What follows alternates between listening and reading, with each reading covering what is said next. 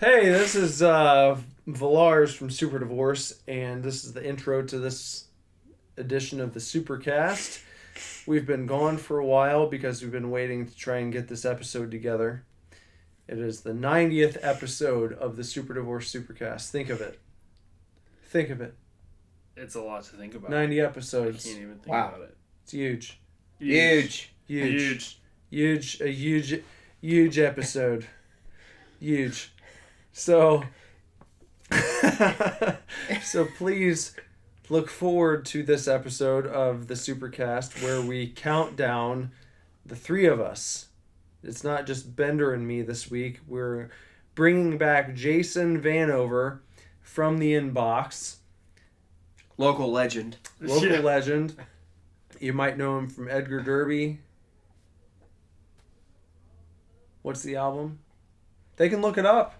Les Droits de l'Homme. Edgar Derby. Look it up on Spotify or the inbox. You're on Spotify, right? I think so. I don't even know. Okay. At this point. Or, hey, I work for Cadillac now. Come buy a car. Yeah, go buy a car from them. Come buy an Escalade. That's what I do now. Just come buy an Escalade. So, we count down our top 10 albums of 2017. All three of us. Yep. Yes. There's a little headbutting. Just a little bit. We all went into this not knowing what the others had chosen as their top 10 albums. No one knew. We kept ourselves a lot of surprises. Completely in the dark on everyone else's picks. Yeah. So, any similarities that pop up, just know there was no collusion. There was no funny business going on. We didn't know. None of us knew a thing. None. So, compare. It would be interesting. Why don't you, before this episode starts, I will recommend. Yeah. No, you knew where I was going. Yeah, make your own list. Make your own list. That's great. And see how it stacks up. So, you can do that because this is a podcast. Hit pause. Make your own top 10 list from 2017. Start at number 10. Go down to number 1. And see how your picks match up against ours. You know? Be a fun thing to do. That'd be something good to do. So go and do that.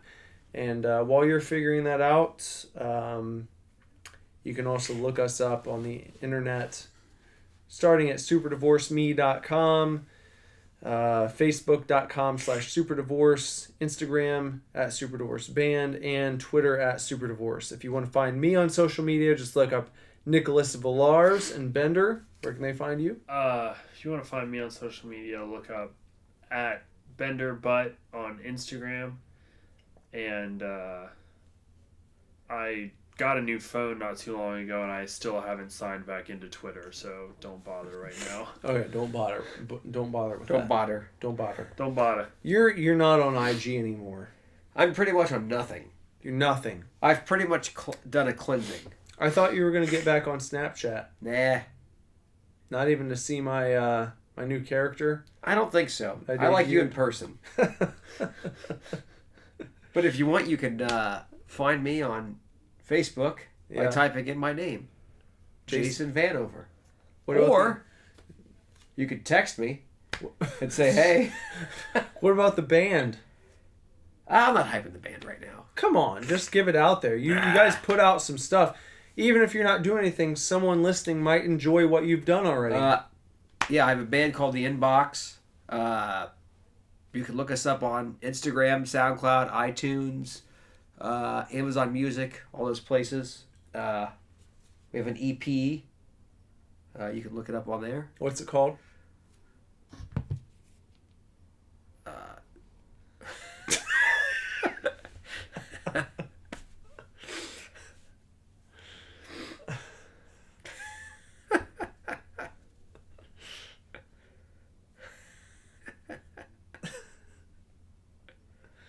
This side or the other. What was it? This side or the other. We made an initial EP with like 2 songs, and I didn't want to quote the wrong one. So this side or the other. You can look us up anywhere that music plays. The Inbox. at the inbox. Yes. We're on a hiatus right now because we both have jobs. We work a lot. And babies. But we're still making music, and we might come back, make something else. But you never know. But yeah, look it up. Still some good tunes out there. So Yeah. Do you have a standout track you would recommend anyone look up first? yeah, Bridge Protector. That's a great track. That's everyone's least favorite. It's my favorite. I love that My song. favorite thing I've ever written. You sent that to me 100 very times. early on. Yeah. It's the opening track. It's like an intro. I'm very proud of it. Yeah, check it out. You might enjoy it. You might hate it. I don't give a fuck either way, but try it out. All right. Well, please look forward to this episode. Redemption.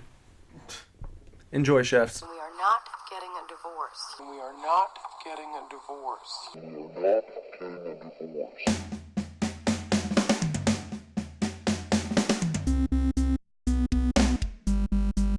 We're just going to pick up right here.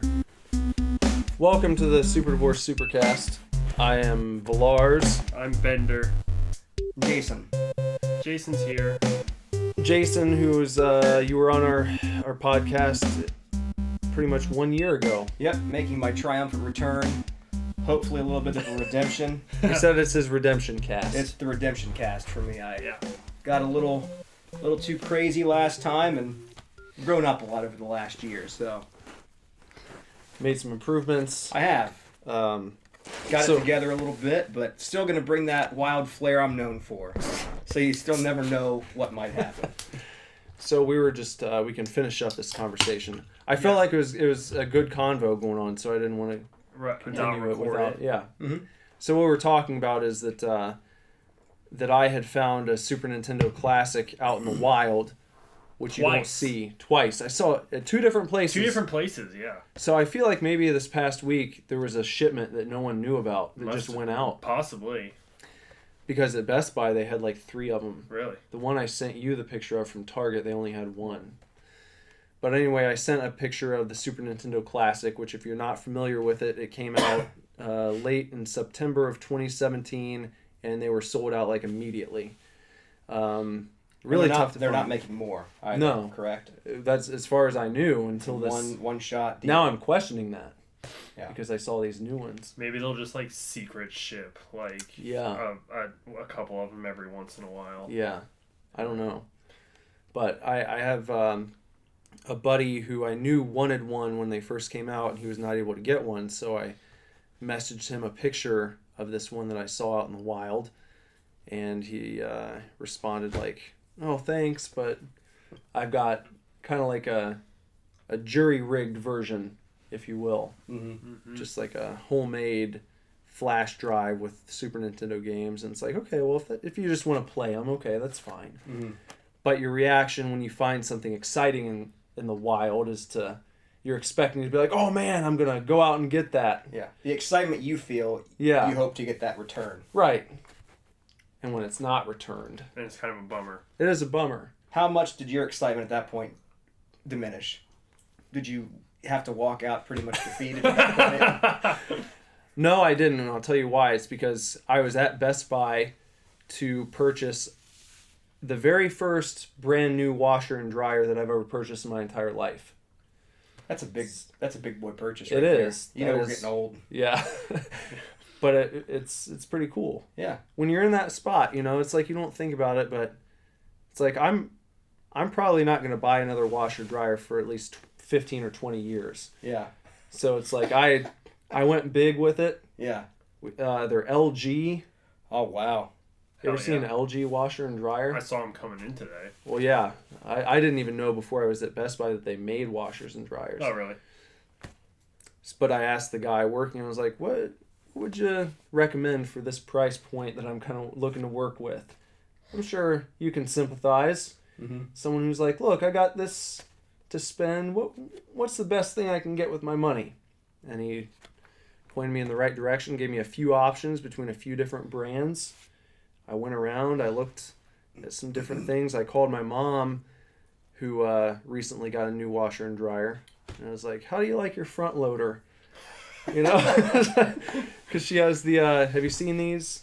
The front loading washer and dryer, kind of like you'd use at a laundromat, but for home now. Okay. So I was like, how do you like those? My parents have front loaders. Okay. And I was leaning that way, and then I ended up going with the old school top loading. See, that was my washer. next question. The front loader, it's as simple as what you're saying. It's just where you open it from the front as opposed to your typical top. Mm-hmm. Oh, okay. Yeah. I haven't gotten to that stage yet. So front loaders you can stack sometimes. Okay. Yeah. Like if you have the room okay. and you can put the washer on the bottom and the dryer on top or whatever. Yeah. Huh. Are there dryers that are top load? Because every dryer that I can remember is Front load. Front load. I don't know. Yeah, I don't know. That's a I don't know rule. about it. Let's figure that out. Yeah, let's look into Another that. time. Let's look into that. I should have said the front loading washer is what my mom got, Okay. because everyone has the front loading dryer. It's like just what kind is it? Yeah.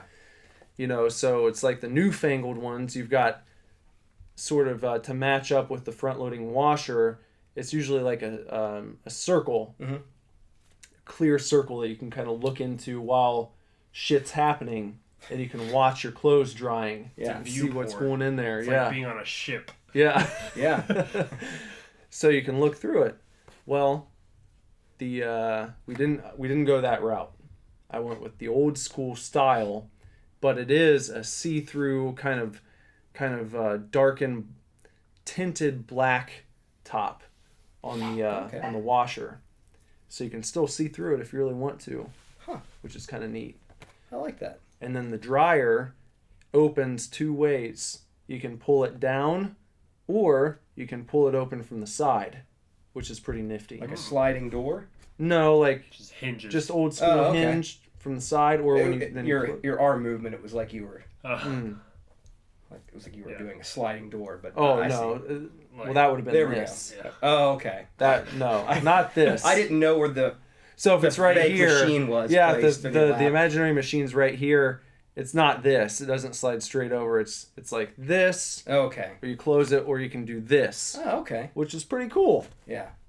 That is cool. And then you got like a digital interface on the front of both. So I know this is a lot of information about washers and dryers, but That's not what we're here to talk about today. no. But if you're looking for one, you might be amazed when you go out to see how they've evolved over the years. Yeah. You know, I've never had to look for a new washer and dryer, so right? I don't know something what's you available. You don't really think about it. If you're not if you don't work in that field, I feel like it's something you don't think about it very often. Well, here's what's funny. Yeah. Just before we kind of delve in, but so where Han and I live now, we actually rent ours. So it's like $20 a month. Your washer and dryer. Yeah, it comes with the unit. You rent it $20 a month, but you can also take those out and buy a new one. So we've been kind of throwing that around. So it's kind of ironic Oh. that you bring that up. So Yeah. I don't know if we're ready to necessarily make that purchase. Do you feel like any? Hey. Hi. Oh, there's some Busch beer back there. Look at that. Good call. Surprise cameo. Thanks. Hi, guys. Sorry, bye. Bye. That was Jason's wife, Hannah. She just tossed in some Busch beer and it's like a supply drop. Yeah, it was a slide. yeah. It's like the door cracked, and then this 12-pack just Sliding slid in. across the floor. Yeah. Yep. It's good. It's That's how you good. stay married for 11 years right there. So, okay. So what I was going to ask you is, you know, this comes up coincidentally. Mhm. Do you feel any percentage points more interested in the idea of purchasing a new washer and dryer now that you've heard my story? No. No, not at all. I'm intrigued.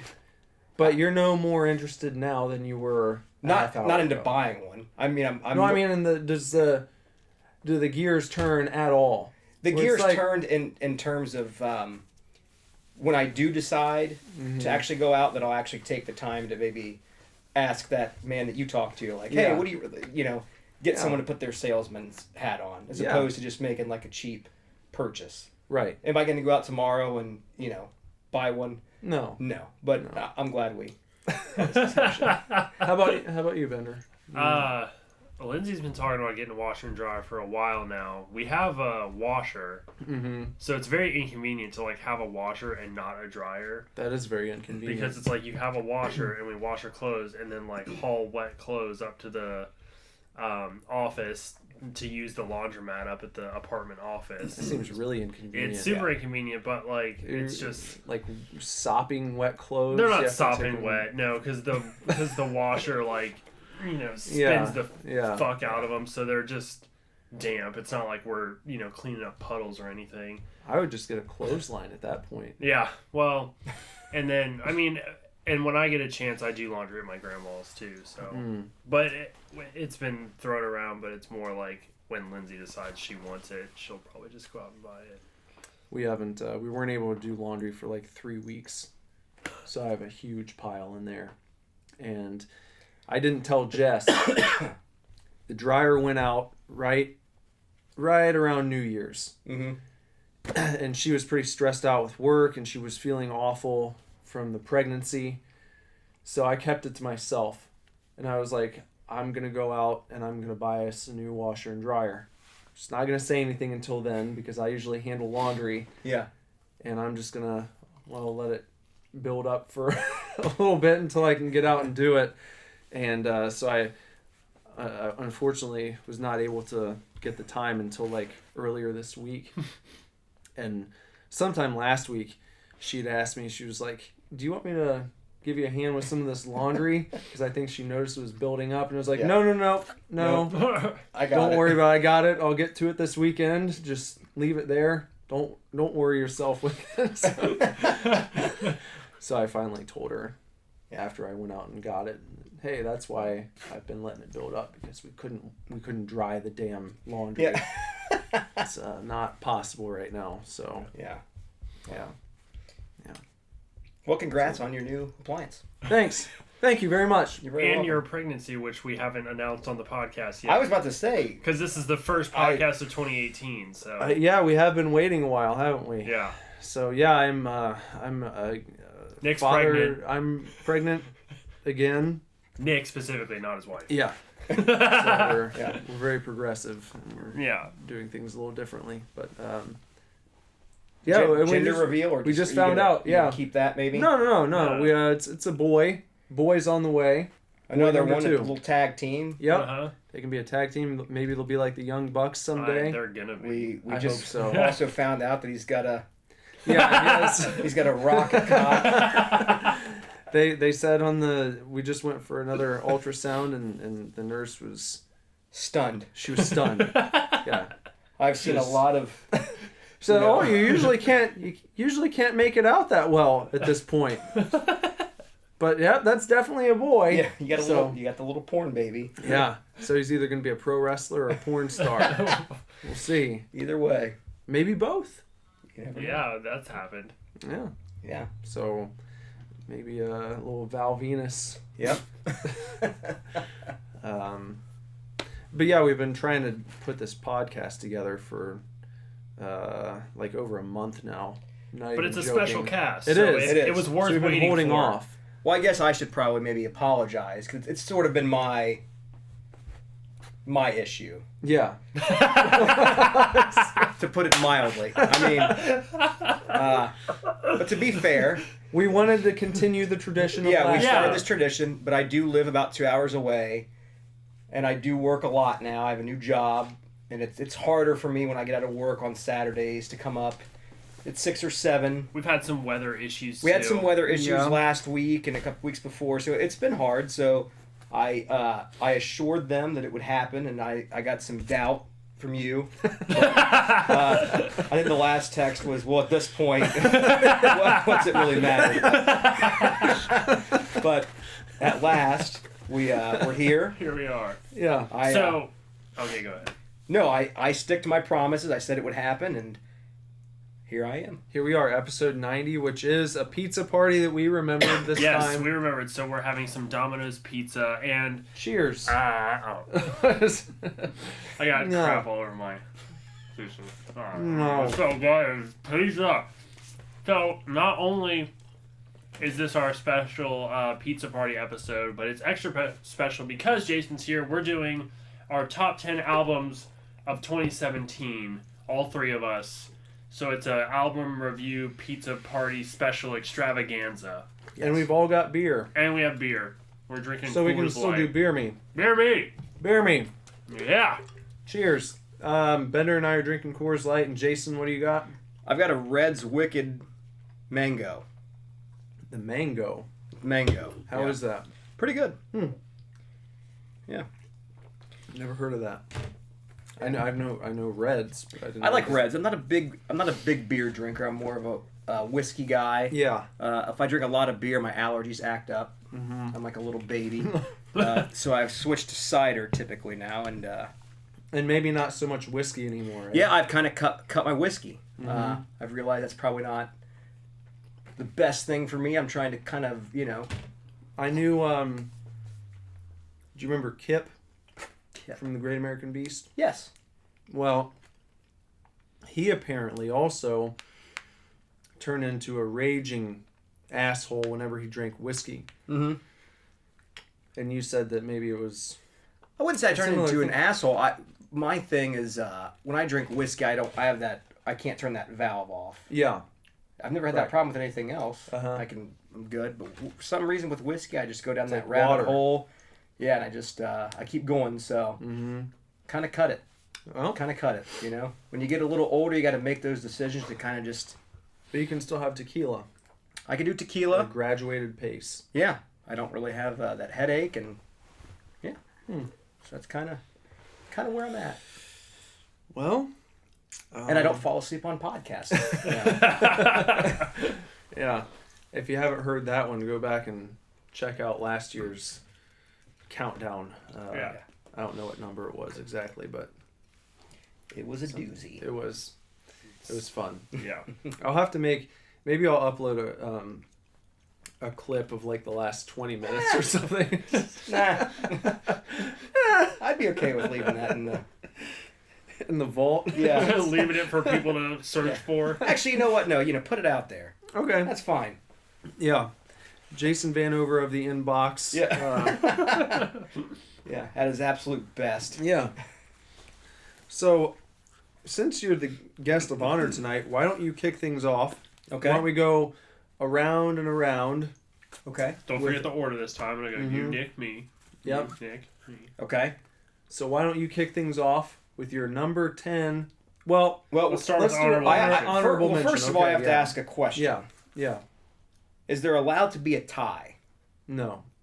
So no tie. Mm-mm. Okay. No. I wanted to ask that on air. You have to make the tough decision. Okay. Because I'm. Yeah. Okay. Okay. So there can't be a tie. No.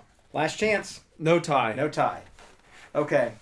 So, do you want me to give you both my honorable mentions? Yeah. Just get them out of the way. Well, we're gonna do like a cap on it. Let's say. I've got an He's only album. got two. I've got Two. two things. Okay, so we'll cap it at 2. If you Yeah. have, I've any only got more- one. Okay. Cool. Well, so the first one I just want to give maybe my song of the year. Mm-hmm. The Outfield by the Night Game, which we were introduced to by Bill Burr's podcast. Yeah. He only released 2 songs the entire year. Yeah. So unfortunately, I can't, in good conscience, in any way count that on the list. Yeah. But It's if not this were really like an the album. top 10 songs of the year, it would Yeah. be maybe number 1 or 2. Okay. So that would be on there. I agree with that. The other one, which you might laugh, but I had to include this, is The Canyon. As you chuckle. No. Because the first half is garbage. I think we've established that it's not good. But the more I kind of gave it a chance, the second half is really good. Mm-hmm. Over and Over Again is like one of the best songs the Used has ever written, maybe, especially in the last decade. We really loved that song. We had high hopes for the album. I was really disappointed. Yeah, it That song didn't is so live up. good. Yeah. It didn't live up. But that song alone, and there's a few other songs, Upper Falls on that album in particular, I really love. So there's a few songs in that I thought deserved a mention in that song in particular. So those are my honorable mentions. So I thought it deserved a little accolade. Yeah. All right. Well, my honorable mentions for this year. First, I would say if I were allowed. And I think Well, you're this would be gonna my feel honorable mention as well. So you So can we'll share speak, this one. You can speak for the both of us. would be my own album. Yeah, I'm really proud of it. yeah. I mean, if As you you're- should be. Yeah, Thank I mean, you. if you're basing your list on like what you listen to throughout the year, what you like connect with or Yeah. whatever, like I listen to my own music Yeah. all Yeah. the time. I did Order too. in the court, baby. Yeah, all the time. Yeah. So You like the baby? Yeah. I was at the baby. Jason has a baby. wrong. Instead of will we get out alive, he says baby and get out alive. I loved it as well. Mm-hmm. Well, I appreciate that. Yeah, we both do. So I would honorably mention my own album. Bender would honorably mention his own album. Yeah. But we were not including our own musical concoctions in this list. So my other honorable mention would be The Midnight. And well, the name actually escapes me right now of their actual album. You sent it to me though. It has a similarity like the Drive soundtrack. Yeah. Yeah. Mm-hmm. But there's a track called Crystalline, which I played for you. I think it's the first track. Mm-hmm. It's the opening track. Which is awesome. Really, really cool. But I didn't include it in my actual list because I didn't listen to it enough to, to know if the rest of the album was worthy. So those are my honorable mentions for this year. Nocturnal was the album title. Okay. All right. Got it. So, did you have one more? Nope, just action figures from Super Divorce. Okay. From us. So I guess we're ready for getting into the actual list, and Jason will start with his So this number is the 10. actual list. Okay, let me pull this back up here. Hang on. Accidentally got out of my... Okay, so number 10. This is a simple one for me. It's U2, Songs of Innocence. The main reason this is number 10 is because this just literally came out maybe a month ago. I'm a big U2 guy, as you know. Always have been, always will be. I know a lot of people hate on U2. I'm just not one of those guys. The album, kind of like what you just said, it came out way too late into the year for me to give it the proper 10 to 12 times over that you really need to appreciate an album. Yeah. But it was good enough. There's a track with Kendrick Lamar. Like, it was a weird... They, like, really mixed things up. Yeah. They took some chances. It's a good album. Really love it. So I thought it deserves a spot in my top 10. It's not a throwaway pick, but everything else from here on out I've listened to thoroughly. But it just narrowly squeaked in. Okay. Well, real quick, where do you feel like this ranks amongst, what would you consider modern U2? Where would the last era break off? And then you'd say, Vertigo to now, where does this rank? Better, I think. Mm-hmm. In those early 2000s when they were like doing like the Apple commercials and stuff, I was never a huge fan, but I've always liked them, you know. I've always appreciated everything they've done, but for me, you know, mid 80s U2 doesn't get much better than that, so I've always just... Which album is Beautiful Day on? The same one that Stuck in What You Can't Get Out Of. Is that the same one with Vertigo? No, No. that was the album before it. Vertigo was the album after, I think. Let's see. I was only Yeah, thinking that's what I those- meant. Like the song you're asking about is on the album before Vertigo, I think. I always think of the Triple H comeback montage. How to Dismantle Atomic Bomb had Vertigo. Mm-hmm. The Okay. one before that had Beautiful Day. Beautiful Day. During the early 2000s, Triple H tore his quadriceps muscle off of the bone on his Oh my leg. And so he had a very lengthy recovery process, and they did this Lengthy montage. hiatus. Yeah, he was Yeah. gone for a while. But right before he came back, they did this big montage of him like doing rehab and training to get his leg back in shape again. They set it to that song from U2. It's actually pretty good. Yeah. Yeah, Yeah. I thought so. Great song. It just got completely overplayed. Did it get overplayed? Beautiful Day? Mm-hmm. Oh. Did it? I don't know. Maybe Maybe it yeah, I did. would say. Yeah. I know Elevation got overplayed. Yeah, that's Woo! that's not a good one. Woo! See, I feel like the problem with U2, not to get too deep into them, Yeah. a lot of people now associate them with the later part of their careers. I don't really. That's almost like a novelty to me I still because I grew up on Joshua Tree, which well, I know you enjoy. If we ever do a podcast, it's my top albums of all time. That's always like in the top 5, and it could, depending on the day, Joshua Tree is that's a special. My album. parents played that a lot, so that's the U2 that I knew. Yeah, every song on that album is that's one of those you got War over there. the copy of War that you gave me doesn't work. Oh really? It's warped. I'll have to get you a new one. You don't have to. I was just letting you know. I actually, because I wanted you to know that I was listening to them. Yeah. I had the Joshua Tree on for several days in a row. What'd you Not think? Constantly, but. And what'd you think?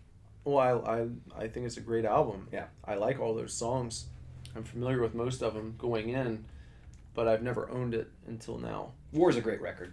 I like those tunes, but it does this thing where it's like it hits a spot in the rotation every time you can hear it, and it bends the note like down.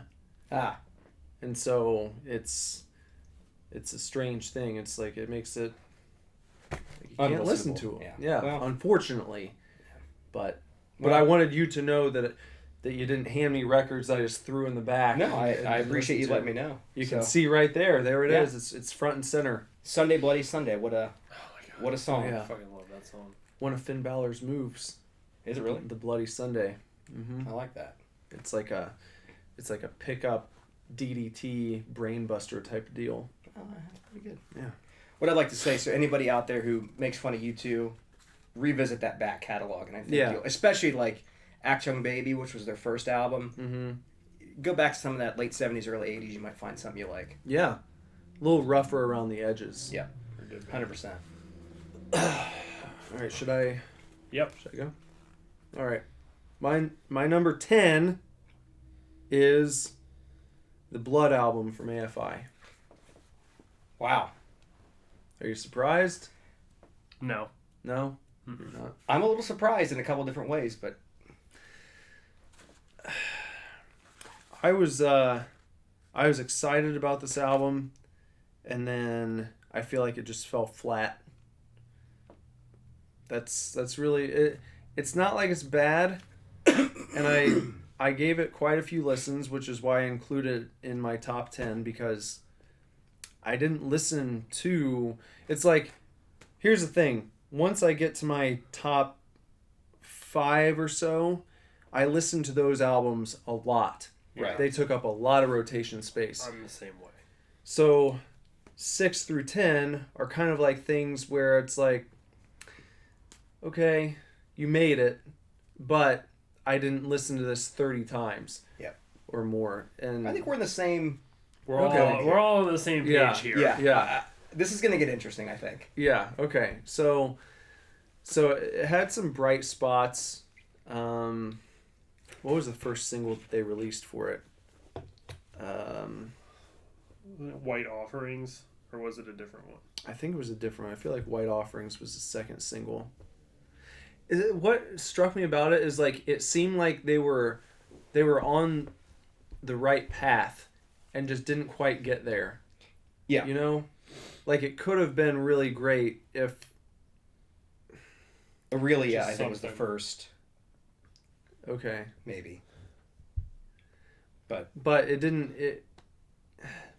I was hoping that it would go maybe more like December Underground, Sing the Sorrow-ish. That's exactly what I was just like. That's the AFI that I miss. Mhm. Like, I appreciate them as a band for like changing a Yeah. lot, and they're constantly like sort of retooling their sound and everything.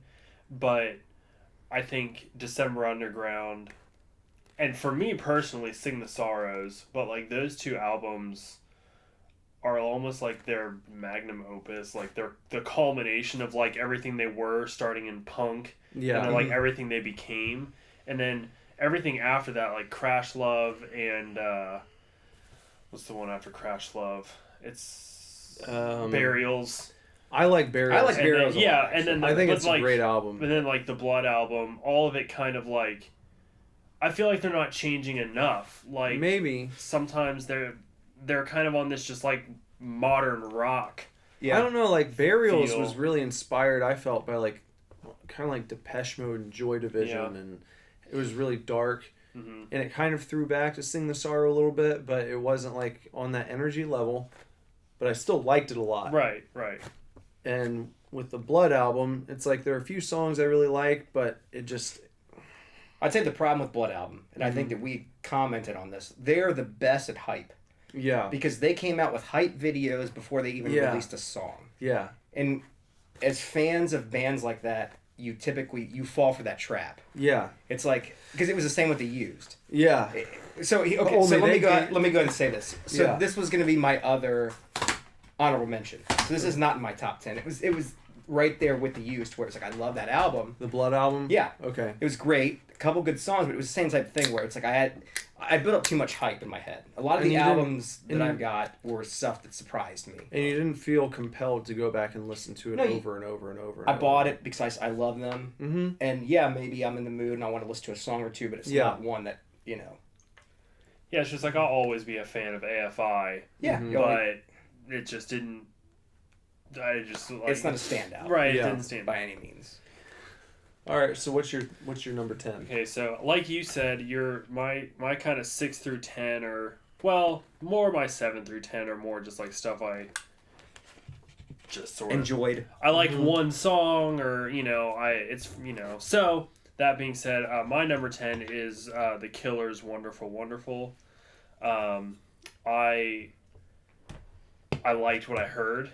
I just didn't hear enough. Mhm. I didn't listen to it enough. I didn't put it on repeat, but I probably listened to the whole album maybe once.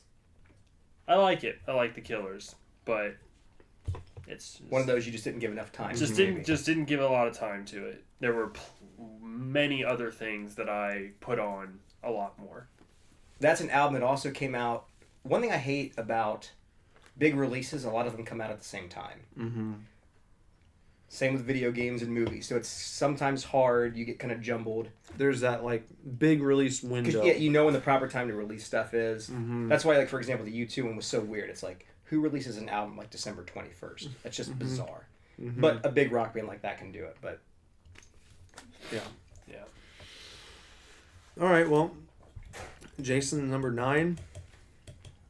number 9.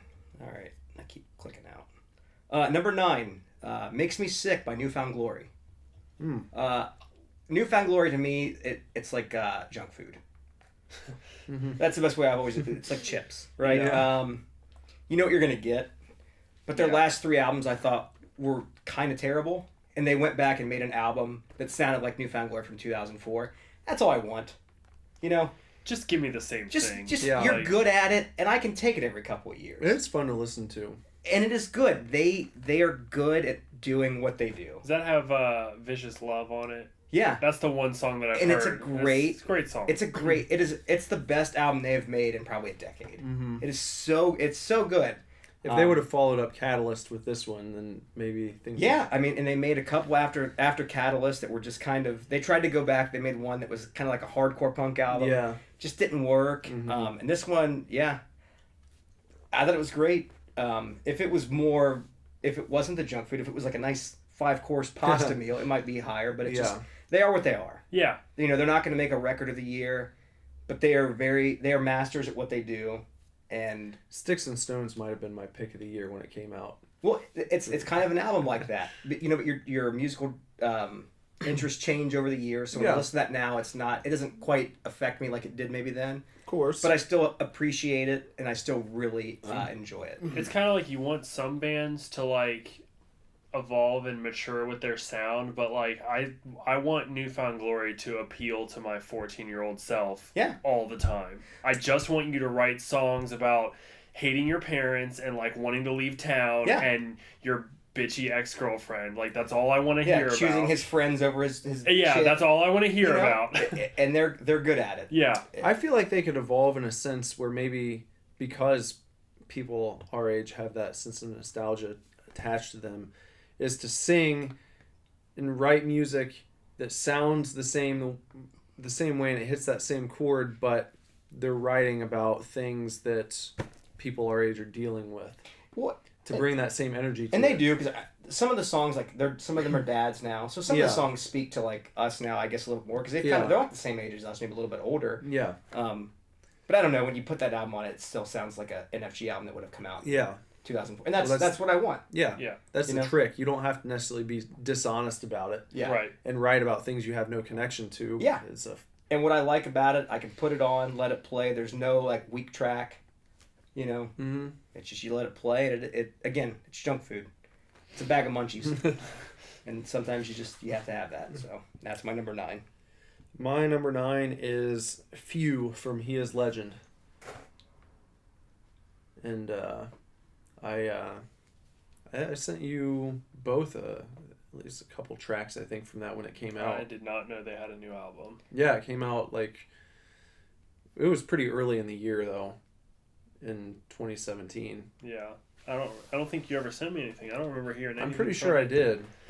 Well, At least I'm pretty the first sure I single. didn't listen to it. Okay. Well, I think I remember you sending me a song, but it didn't stick for some reason. I don't know. Well, it's another one I of like those He Is where it's Legend. like, it was like, yeah, it was good, but again, I didn't get roped in right away, which is like a thing where it's like, I feel like when you listen to an album, there needs to be at least one track that really pulls you in first. Yeah. And then when you're going through it, you'll hear something in another song, and that catches you. And then you want to hear that one more. Right. So you just let it play. Because you listen to it, and then you're like, well, I want to get to this song, but it's only one more song away. It's only 2 more songs away. And then you give yourself that chance to hear everything else. So with that one, I think it was kind of like that I never got there with it. So maybe with more time, it would be higher on the list. This is a picture of where I was at the end of 2017, and it's like that's my pick on that one. So that's number 9 for me. I feel like every time I've heard about He Is Legend, it's interesting. Every time you say they have a new album, I think it's so interesting because I feel like they have such an apathetic view of like music. Like they just always only want to play. They only play the like latest album they have. They don't like. They don't fan service. They don't play what you want them to play. I don't think they fan service the first album. That's that's what they don't. Was do. that their big breakthrough? Or, yeah. Like with So, China White on it and stuff. Oh, okay. yeah, and like I Am Hollywood. So they're like title Billy track. Corgan. Like he won't play anything from like early Smashing Pumpkins. Kind of. What they'll do is they'll troll people. They'll like their big song that all the scene kids loved was the title track from their debut full length, which was I Am Hollywood. And so you know that song. Yeah. So sometimes at shows there are clips of it where there's like a long pause and then the guitar player will be like da da da da, and then just let it ring, and then they'll just go into a different song. And the crowd lose their mind. Yeah. It's like, Yeah. well, fuck you guys. So. But I saw them play that song probably one of the last times they ever did live in 2006 or 7 after their second album came out. And like everyone was screaming for them to play I Am Hollywood the whole time. And so then they finally played it, and their singer was holding the microphone out for kids to sing it. Mm-hmm. And like they were like backing away and like didn't know the words and shit, and so like after they got done, he was like, I don't know why the hell you guys are asking for that song when you don't even know the words to it. And then like went to another one. It's like, I don't know, I can kind of appreciate that when people want you to do the same thing over and over again. I feel like I've seen interviews with them before though, and they're just like, how's everything going? And they're just like, I don't fucking know. It's whatever, man. It's just like whatever. And they're like, so this new album you have? And they're like, yeah. So, yeah. It's just, but it's cool. Apathetic was a good word. It's just but they're still like doing it. Like they're still going out. They're still touring. Yeah, so they it's like still they put out an album like fairly. They're up to like 6 or 7 albums now. What is it? I Am Hollywood, Suck Out the Poison. Which is so That's the good. one That was was so good. my favorite. Yeah, that's my favorite too. And then It Hates You, and Heavy Fruit, and then this newest one, Few. Isn't there one other one? Maybe not. I feel like that's it. They had an EP before the full length. It's 9. It's like an area or a zip code. Oh yeah. Can't remember. By the way, name the of it. quick aside, Yeah. album 2 for most bands is always the best album. Well, then how do you explain the idea of the sophomore slump? I don't agree with it. You don't? I don't. You think it's a faulty concept? I think it is because if you truly look through, 90125. Okay. I think if you really look through a band's catalog, You know what might be the most dramatic jump of all time? From Kill 'Em All to Ride the Lightning. Like, what the fuck? How do you even do that? yeah, I mean, I know that, you know, we go back with Metallica. Yeah. And I like Kill 'Em All. But if you wouldn't expect Ride the Lightning from the band that made Kill 'Em All. no, it's a joke. I've never agreed with that. You know, I've always thought that. I mean, there are a lot of, you know, like you said, exceptions where bands come out with this breakthrough album. The Used. You think Yeah. you think The Used is better than In Love and Death? Oh, yeah, absolutely. I do. Yeah, I think so. But I didn't think, I do think, revisit this another time, but I Yeah. think a lot of times, so, because Jimmy Eat World, Clarity, was their second album, I'm pretty sure. Their first one, I can't remember what it was called. Yeah. And then Bleed America was third. But Clarity, that's their, like, masterpiece. Yeah. There Arguably. are Take It Back people who- Sunday. Tell All Your Friends was first. Mm-hmm. Where You Want to Be. Well, those are, again, But those are neck and neck. I don't think so. I do. For different reasons. But, okay, well. But then you have bands like AFI, whose first album was Answer That and Stay Fashionable, and then they had one right after that, and they didn't hit their stride until their Like fifth, maybe. sixth Yeah, album. that's Yeah, true. They'd been Fifth a band album. for like That's 10 true. years.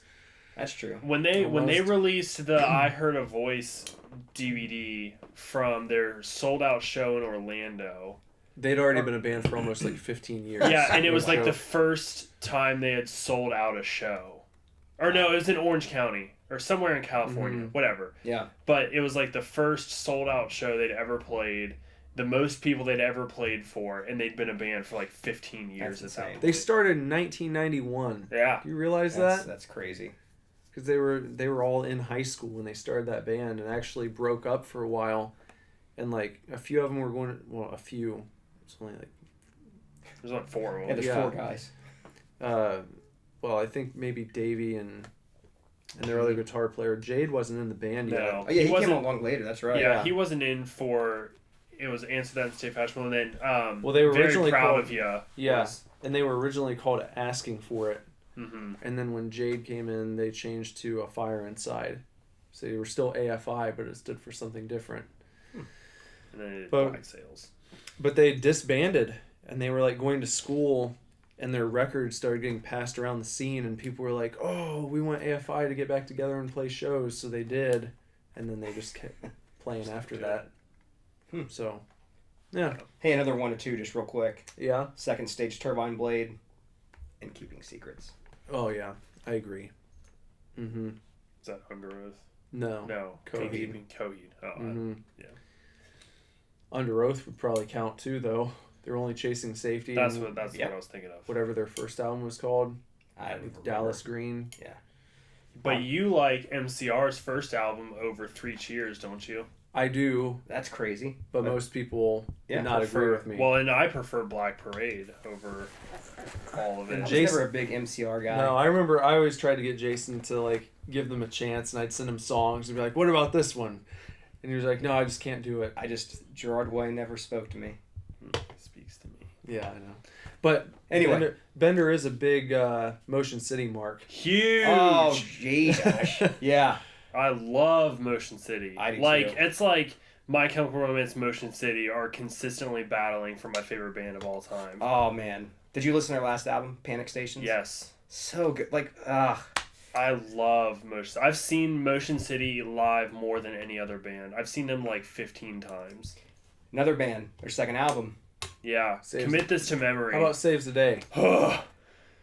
Can't Slow Down versus Through Being Cool. Well, but stay where you are.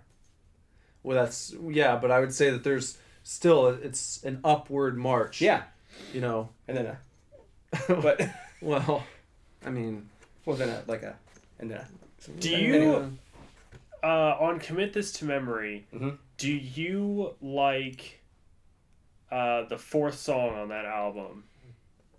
Let's New Year. Let's give it up for the New Year, whatever it's called. Oh, it's great, but the best on that album is "Let's Get Fucked Up." Yeah, and Die." but like I love Commit This to Memory as a whole, and that song I skip it like every time. Like Really? it brings down the whole album. Like, really, I like that song. No, not like the fourth song. Yeah, you just like they come out of the gates, and you've got.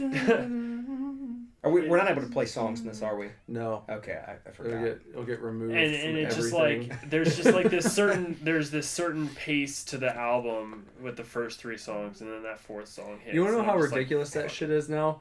Like, we would do this thing where when we go to the corner store to get beer, we'll film each other, you know, and then upload it. And, you know, it's run by an Indian guy. So he always has Indian music playing in the background. And YouTube picked up on this Indian song playing in the background and flagged our video and, like, demonetized it. Wow. So we couldn't get any money from anyone that watched our video that ran ads on it. So the fact that we just sang a song, will that Not that, but ruin this? if someone was like Jesse was listening to it on a Walkman downstairs, would probably pick up. Like, that's how Feed would sensitive come it through. is. Yeah. Okay, well, So because I always forgot. Because I always thought it'd be cool if we could. play a it little would be sample. cool. It would be great. I'd love to, but everyone's Such is life. Butthurt over Yeah. that kind of shit. Yeah. So. Okay. So where are we I'm here? glad you love Motion City Sound. I always see what I like about him really quick is Justin Pierre. He's Lebanese. Oh, so you got the I'm part Lebanese. He's a Lebanese guy. He has crazy hair. I've Yeah. always had crazy hair. I've always just loved Motion City. And Hannah, my wife, adores them. She loves Motion City. I got to meet him one time. And it Really? was like it was the best time ever. Yeah. Got VIP tickets to the Panic Stations tour. That's such a good album. So good. They're so good. Everything they do is good. I hate just see. We could go on forever. Yeah, we But- could. We need to move on. I Yeah, have go to ahead. I Go have to ahead. home. Yeah, go ahead. I'm sorry. My number 9 is really on here just because this one fucking song is so good, but it's Dua Lipa. She's a pop artist. Dua Lipa. Dua Lipa. She has a self-titled album, and the song New Rules is just like, it's so good. I think I've seen that name pop up on like Rolling Stone. Maybe, yeah. On albums. I this listened year to or the rest of something. her album, and it's pretty basic. It's just basic female pop music, whatever. I've never heard of this until now, but it makes me think of tutorial for Super Mario Odyssey. Dua Lipa. Yeah, yeah. But New Rules is It's a top-notch song. it's a top-notch song. I've been listening to just that song. I'll have to check it out because I've been really into female-fronted pop music. It's like my recently. whole list, so get So, ready. All right, how about your number 8? So number 8. I think I know it, but Pass it to J-Rab. number 8, Kygo. Do you guys know Kygo? Yeah. Kids in Love. Kygo is a DJ. He's done a lot of songs like Bieber and a lot of people. But he did a song called Kids in Love The guy from the outfield. with the guy from the outfield. Made a Which full is- album. The guy from Boys Like Girls. Yeah. Exactly. Album is phenomenal. It's only like 8 tracks, but it's one of those you just put on. So We good. were kids in love. Yeah. Yeah. It's good. You played that like a This million is times. our last goodbye. Yeah. I had that party. Yeah. And I think I had that song literally on repeat. I don't think anybody picked up on it. I did. Yeah. But I liked it. Yeah. So it was Hey, okay. do the chorus again. We were kids in love. Because then it was bam bam the Bob O'Reilly piano part. Yeah. Won't you hold me close? Yeah, but so what a great song! What a great album. Now I'm going to be getting into the nitty gritty. Okay. Those are kind of my Throwaways. My number 8 Your is quote throwaways. yes. my number 8 is the XX I See You. And this was the first album that I bought in 2017 off of a suggestion from Hideo Kojima. Oh. That's a deep cut. It is. He had posted, he'll often post Twitter pictures of what he's listening to that day while he's working on Death Stranding. And As I see the Kojima logo behind there you. go. Yeah. So this one day early last year, he had posted a picture of his Walkman. And do you know Walkmans are still around? Like super expensive ones. Like they're fucking... I know if you buy They an don't mess iPod around. off of Amazon or eBay, Mhm. they're expensive as hell too. To An just iPod? get like an iPod, like the original iPod. Oh, yeah. they're super expensive. Well, Huh. Sony still makes Walkman. That's Like crazy. that look like an iPod, but it's like with high def audio. Mm-hmm. So it's like the 4K version of music, you know. But And it takes a CD. no, it doesn't. It's like a little. It's still called Walkman, but it's all using like WAV files and Okay. MP3. So it's pretty much like an iPad or iPod, but you know Yeah. it looks cool. It's a little sleek design. I looked up the one that he uses, and I think it's like around $4,000 or something Holy like that. fuck! Jesus Christ! But anyway, so he'll post pictures of what he's listening to while he's working on his new video game, and I saw him post the XX, and I was like, that looks interesting, and I listened to one of the tracks, and then I saw their album at FYE is where I picked it up, and that was like the first album that I bought in 2017, so it's got kind of a special spot on the list. It's longevity. Yeah, it's got starts early. What Yeah, I'd like to say, quite. there's something to be said about longevity for an album. Yeah, If it comes out early and you're still thinking about it, yeah. where the reverse is to where it comes out late, it doesn't really resonate. Right. Because now when I think 2017, immediately, first album, it's like you're almost guaranteed a spot in the top 10. Yeah. Even if it sucks. Yeah. Because, It's just what you think about. yeah, because like how can you not include what encapsulates the year in a Yeah. way? So that was the one. And Say Something Loving was a really great track from that album. And so that's, Interesting. yeah, that's my number 8. My number 8, another one that I'm just like liked what I heard, but I didn't give it a big chance, was the Blood album from AFI. Okay. Good stuff. Yeah. Just not. Just whatever. We unpacked it. So we all unpacked we all had a similar experience, I think. Yeah. With the Blood album. Yeah. Yeah. We did. I'd be curious to. I never really dug deep in terms of like Reddit or like fans' response, but where that kind of fell in terms of fans' reaction. I feel like what you said earlier was accurate and that everyone was hyped for it. Yeah, they're good. Because I was yeah. like, when they were releasing those videos. You're the one that sent me the first video. It was like a guy walking, and there was some kind. Remember that? Wasn't there like a figure? They were like really strange, cryptic. I mean, this stuff they always do, but Yeah, and they're masters at it. yeah, But then the music doesn't match it. In this case, yeah. you know, it's just- And what did it was because on the subreddit, people were posting every day, and it was really exciting.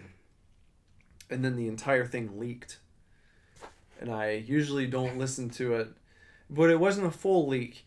It was like a leak that included like 1 minute of each song, and that's what I listened to first. that's tricky. And so I listened to that all the way through, and it was just like, I don't know, like it didn't live up based on the 1 minute clips, but I still had hope because you can't judge a full song off 1 minute, Yeah. you know. And then it still didn't. Yeah. So- I'm trying to think the last time I had like high expectations for something that lived up to it in terms of music. It's rare. Yeah. I mean, it happens, but it's best to just. Maybe Big Whiskey. Big Whiskey was a good one. Yeah. But you just. But maybe you dropped off Dave Matthews Band so much at that point that you weren't I have, expecting much. I don't know. I'll precursor my top spot is an album that I expected to be good and is my top spot. And was good. Okay. So, Okay. All right. So I guess you're we're at 7. number 7. No, my 8 was AFI. Yeah, You're so number I'm at 7. 7. Jason 7. So now I'm getting into the nitty gritty. Oh, that's right. Okay, yeah. Yeah. Okay. So my 7 through 1, I would say 7 through 5 are kind of. At one point, these were all kind of. At some point, potential just like world beaters. So number 7 for me is "Gone Now" by Bleachers. Okay. You're familiar. Yeah. What a great album. Another one of those that came out really early. Did he have one that came out? 'Cause I didn't even know that. Yeah. I saw that I think he has a new song out now. For a soundtrack that he came out with. Okay. Yeah. I didn't realize he had a new album out this year. That makes me sad. Or last year, rather. Yeah. It might have made the list.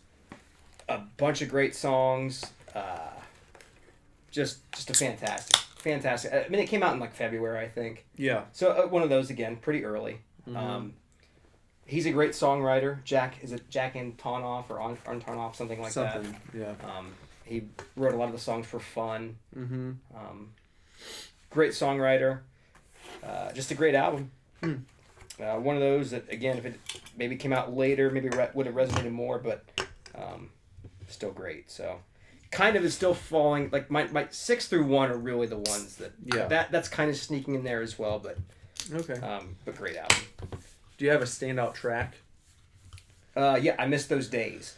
And the reason being, when my daughter Eiley first kind of started, she likes to dance, as you've seen. She has this move where she likes to kind of like stomp her right foot. Yeah. And there's this weird video for this particular song where it's just like this mannequin sitting on a bench. And I would play this for her over and over, and she would just like go up to the TV and just stomp her foot, and she loved it.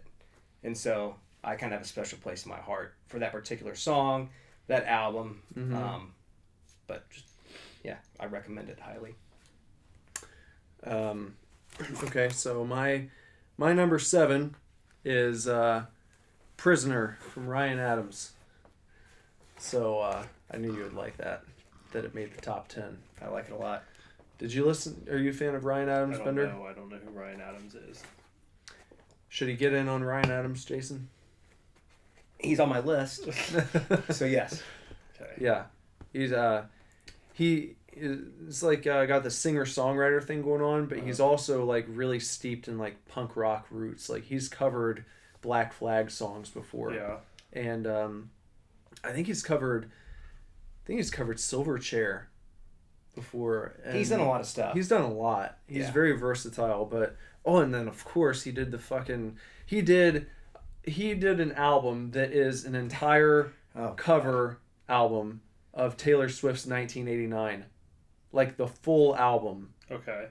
Yeah. So, I mean, Okay. high marks. Well, I just followed him on Spotify. So. Okay. So check that out. That might be a good place to start because you're familiar with the Taylor Swift songs, Yeah, at least some of them. I fucking love 1989. Yeah, but he did the entire thing and re-released it like in his style, and it's awesome. That's cool. So, but I'll say this, and I mentioned this to you when it came out, is like, I usually, when I think of my album of the year, it's generally something that I want to listen to over and over again. And I like listening to things over and over again that are kind of more, not necessarily as pop, but upbeat, happier, you know? And it's like... Not that album. No, it's not. But I think it might be the first track is pretty rockin', I feel like. Babe, Yeah. I've been thinking about you, babe. Yeah. Yeah. But then the rest of the album kind of... It definitely shifts in mood and tone, which is not... It's not bad. I'm not saying that. I'm just saying this is my top 10 of what I personally... And when I talk about top 10, it's not what I think are objectively the best albums. It's like, what have I enjoyed listening to the most? Yeah. So, so that's where I put it, and that's why it's not higher. Objectively, maybe it would be higher, but based on what I like listening to over and over again, that's where it sits. But it still makes the list because it is a great album, and for a certain mood, Yeah. it's wonderful. Yeah. So, yeah. So that's my number 7. My number 7 is Halsey, Hopeless Fountain Kingdom. Great album. Yeah, love Halsey. Yes, Didn't no. at first. Halsey, first time I heard Halsey was on the Chainsmokers song, whatever, and I was like, who this bitch? You know? But I didn't realize, like, I knew that Now was her song, and I liked that song, and then Bad at Love, obviously. That's a great song. So good. I thought, and I didn't realize that they were both on the same album, and when I did, I gave the whole album a listen, and it's just great. I mean, it's more just female pop music, but I think she really, you know, it's just cool. She's good. I like it. I like it a lot. I was telling him at my work, we listen to like Ryan Seacrest's radio station. Yeah. But that song "Bad at Love" plays all the time. So good. That's one of the only ones where every time it plays, it doesn't like make me cringe. Right. No, I really enjoy that it's song. a great song. It's a great hook. Yeah. Enjoy it. Yeah. So that's my number 7, Halsey. You Hopeless said- Fountain Kingdom. You said Rockstar's ruined for you, right? I can't listen to it again. I mean, it's because they I can't even talk. They play the parental advisory version first of all, so it sounds like the feed's cutting in and out because every other word is whatever, you know, and it's just oh yeah. Let's just move past that. So All right, number 6, huh? Mm-hmm. Ryan Adams, Prisoner. Oh, look at that. Yep. This is where now where these could have all interchanged at some getting point. serious. I'm getting serious now. This at one point could have been number 1. Had to be into a certain mood. The album was written, not to like overshadow what you were saying, but just to give a little backstory. Oh, and real quick for our listeners here, none of us have consulted. Not at all. We No. don't. I don't know what Bender Uh-uh. or Jason. I has picked. tried to tell you at one point. I think I had maybe had a couple beers and I was like, "Hey, I've got my number 1 locked in. You want to know Yeah. what it is?" When I thought maybe we weren't going to do this, and you were Yeah. like, "No, hold off." Yeah, I said hold off. So we don't know. Yeah. So the fact that The fact that Ryan Adams' Prisoner was my number 7 and Jason's number 6. There's we no had collusion. No idea. Yeah, there's no collusion. here. No hacked emails or We didn't know. This Yeah. is completely legitimate right here. So 100%. The album was written about he was married to Mandy Moore yeah. and she divorced him. Did you know this? No. Yeah, so he was married to Mandy Moore, and it's sort of a concept album, sort of not, but like the entire album is about him dealing with this divorce, and like there's one song called "Haunted House," I think is it the Yeah. Welcome to I think it is, but anyway, and it's about like going back into the house they shared together and like clearing all the shit out. And it's just Yeah. I don't know, just a great. You have to be in a certain mood again, like kind of like everything you echoed. It's you're not going to listen to this while you're sitting on the beach staring at the ocean. No, but I'm gonna give Is Bender. it Haunted House? Is that? Let's see. Let's see. I got the actual compact disc right Yeah. here. Haunted House. Yeah, Haunted House, track 4. So Because this was a blind buy on your recommendation. yeah, I had never listened to this before, and I was out, and I was like, Jason said this is great, so I picked it up. Number 7 of the year. yeah. I mean, And I'm going to pass it over to yeah. Bender and let him take it home. And and the You recommendation. can just listen to it on Spotify. I do No, that. Okay. because you get you can open up the lyric book Yeah. Okay. and you can All go right. through it. Because that is one of those ones where you need the lyrics, I think. But I think you'll echo my statement here. You have to just put it on track 1 to track whatever it ends with, Okay. 10 or 11. It's like one day instead of putting a movie on. Just be like, oh, I'm going to sit down and listen to this album. Yeah, crack open a beer or two. Yeah. It's not that long, 35, 40 minutes. And what do you think of him there on the back? I think he looks like a punk rock Ben Folds. That's perfect. That is the most Perfect. fucking perfect. Absolutely Yeah. perfect. Jesus. Just Nailed it. no music writer could have put it Yeah, any that's more fantastic. perfect than that.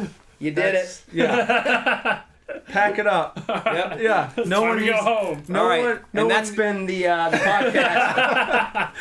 seriously, no one needs to say anything else about Ryan Adams for the rest of his music career. Yep. Punk rock Ben Folds. Oh, and he also did say that Julian Casablancas from the Strokes looked like he just ate a bowl of spaghetti. He did. Yeah. Ryan Adams did. He hates the Strokes. He thinks they're terrible. He always talks about how all they do is like rip off the Killers. And he tweeted at Julian Casablancas one time, and I like him, as you know. Yeah, I know. But you he like said that he always looks like he just ate a big bowl of spaghetti with his puffy face. So yeah, that's- Ryan Adams is he's a cool dude. That's a good description. Oh. All right. Okay. All right. Number 6, Circa Survive with the Amulet. That's my number 6. I love Circa Survive. And I told you this after the newest Seosin came out.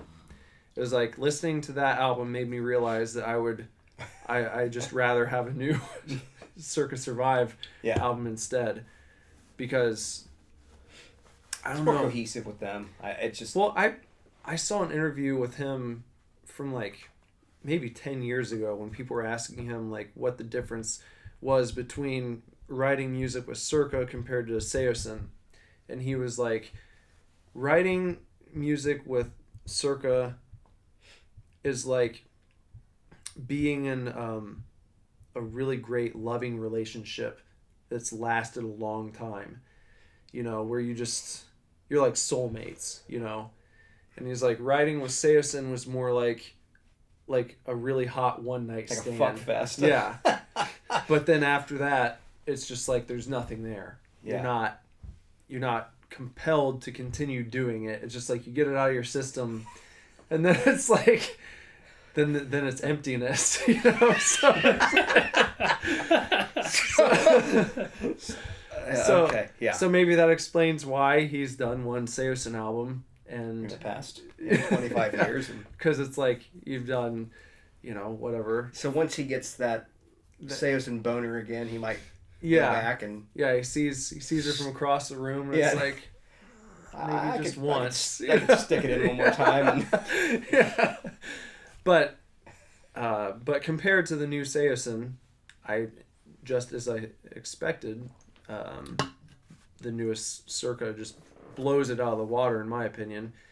And I think Anthony Green is much more like in his wheelhouse at this current point with Circa Survive than he is with Seosin, anyhow. I think in a way he's almost more in his own wheelhouse now when he does just his own thing. His solo stuff to me, Yeah. because he's big like into his family now, and he wrote that new solo album, and it's phenomenal. I love him. Yeah. He really can't do wrong. I don't know if there's a more talented vocalist going.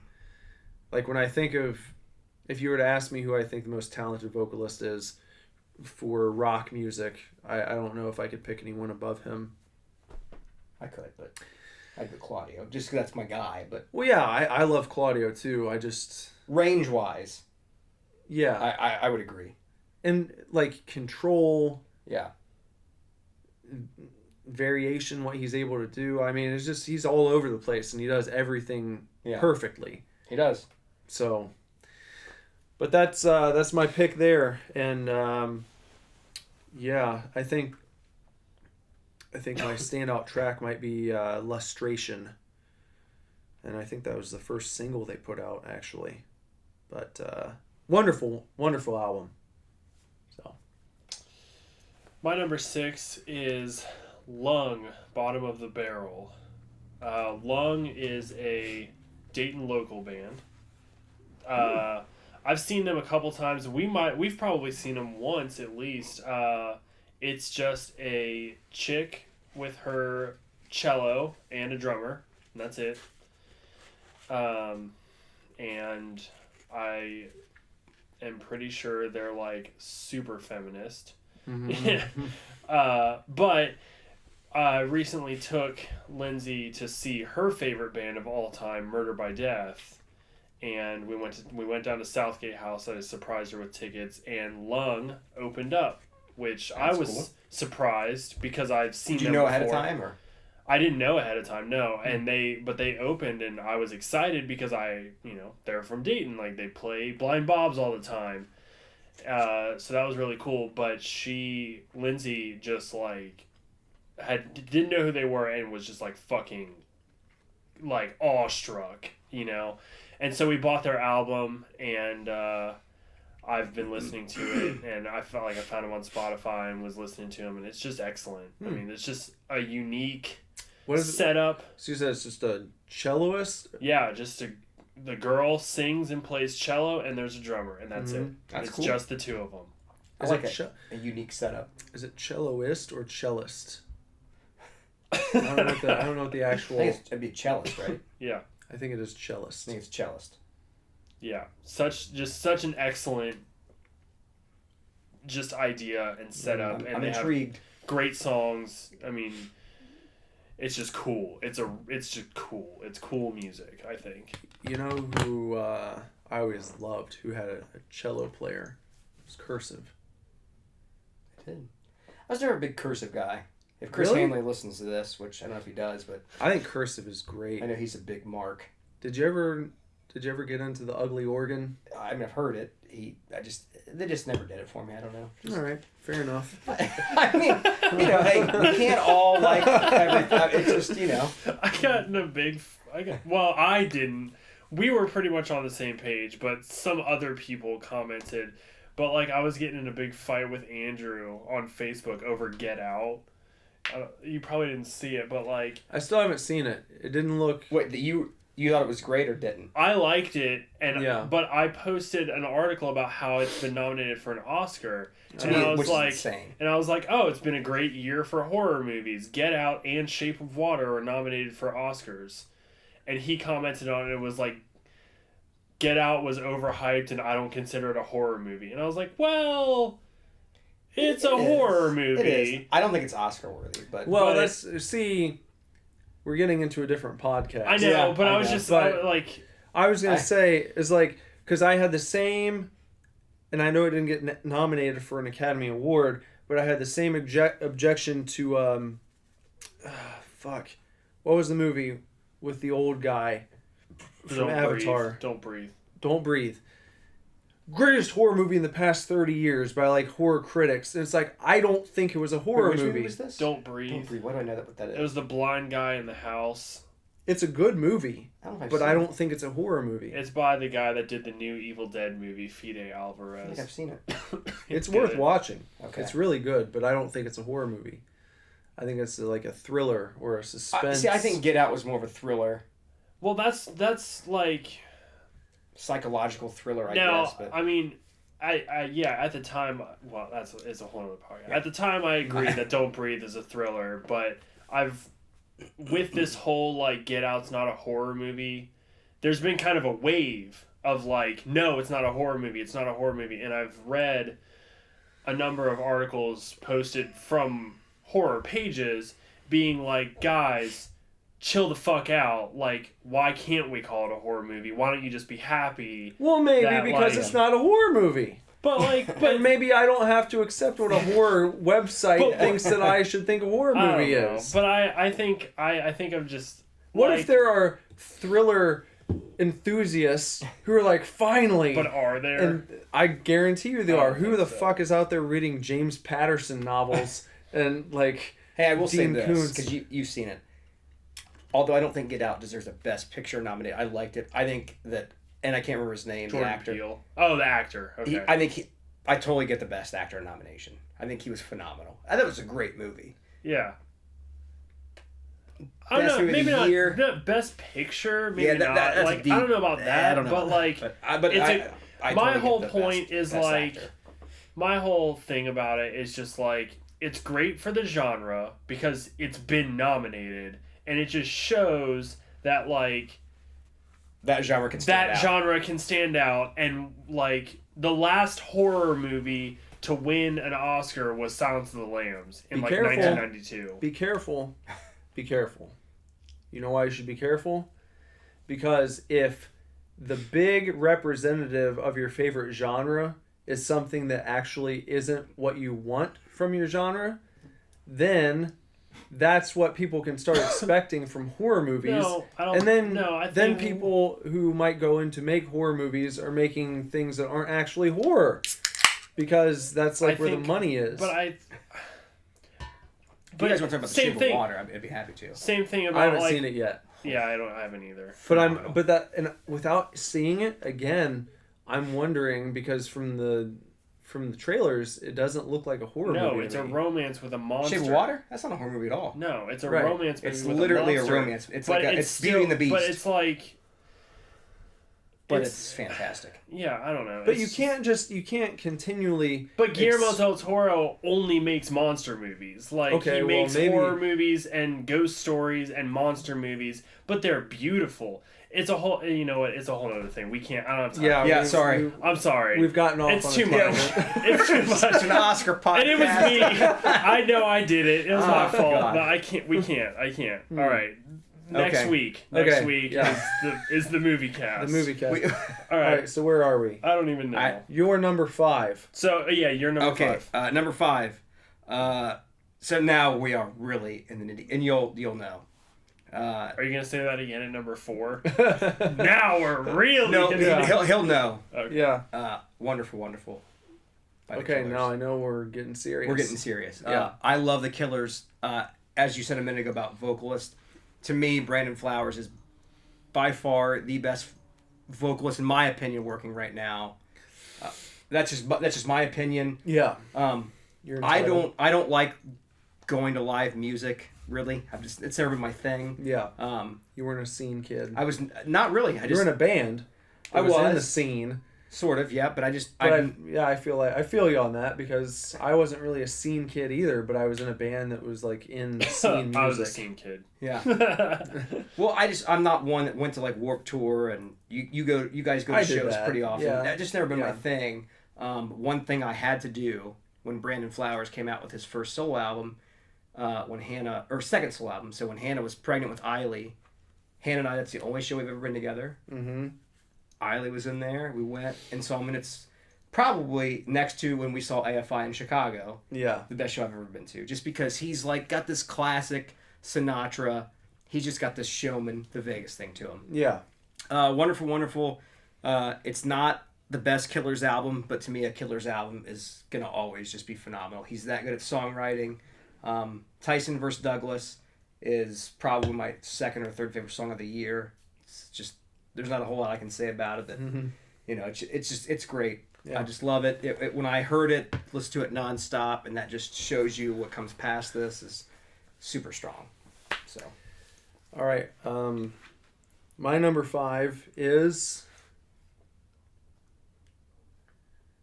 The Canyon. Wow. really, And I'll tell you why. this just took a right turn, and then I knew this was going to blow your mind, wow. because all I've done is talk shit about The Canyon. When I sent you a picture that I bought the vinyl, Yeah. you said, "What a dumb move." Look, I stand behind that still, because you know why? No, I don't. Because when you're talking about vinyl, because that's like what, a 10 LP set to get all. It's 4. It's 4 LPs. Yeah, Okay. front Like, to backs. Because you can't. It's not set up in a way that makes it like Optimal. advantageous, Flow correctly. optimal, flow correctly. You can't. That's why I said in here the second half. Yeah. Right. But as far as vinyls go, it is maybe a dumb move, because what are you going to do? Listen to one song and then you have to take it back off again and like find the next one? I'll tell you why, because Upper Falls and Over again are on one side. Okay. It's side C. Well, then it's like So I just this is a single. It's like a Put that single at in that and- point. Okay. It makes the list at that point, and I felt like I had to put it there because Over and Over Again is probably my favorite song of 2017. I'm there with you. It's so good. It's that good. And I think that also, like Upper Falls, some of the other tracks that are good are really good. And if it would have been 10 tracks, it could have been their best album since like In Love and Death. I at said least. that if they would have, because it's 16 tracks. Yeah. I think it's 17. So if they would have just done 10 or 11, Yeah. and I actually like the first track. Put that last. 100% couldn't Yeah. agree more. If that's the last track and they start with Over and Over Again, maybe. Have you heard it? The first track? Yeah. Yeah. Where it's like the like spoken word. And The Yeah. acoustic thing. It's- I don't it's- think it's it's a great bad, song. Like once the song starts, I think it could have been a good like track 10. Yeah. Album's done. You end it. Yeah. And then it's over. Because that sums up the album, right? You don't start the album like telling you what the album's gonna be. You end it that way. But yeah, I can't argue with it. I mean, I'm shocked. You know what we should do? What you really should do is cut out the songs you really hate, rearrange them on a playlist, put that first song last, and then play it. Yeah, I think that's like a play Quentin that. Tarantino. I could and we could all do that. It's just that that's not what the album is. You know that'll never be the real album. Yeah. They put it out. They get it. That's how they wanted it. And no matter which recut you do yourself, you know what the real album is. You know what. Well, their the thing vision about that was. album that I love, if I were gonna make a typical 90-minute like blank disc where you burn songs, right? Yeah. And if I were gonna pick the best of the used, there's like 4 songs on there that I would probably throw on that album that make me feel like that's a great. I keep saying Upper Falls. I hate it, but that song, you know what I'm talking about, right? Yeah. Yeah. And I always think of driving over to the Breakfast Club. Yeah. That's with Over and Over Again, that song is one of the best they've written in years. Yeah. Just baptized. Yeah. It's such a good fucking song. So I remember listening to the album for the first time, like I realized it had come out and I was like, oh sweet. So I looked it up and started listening to it.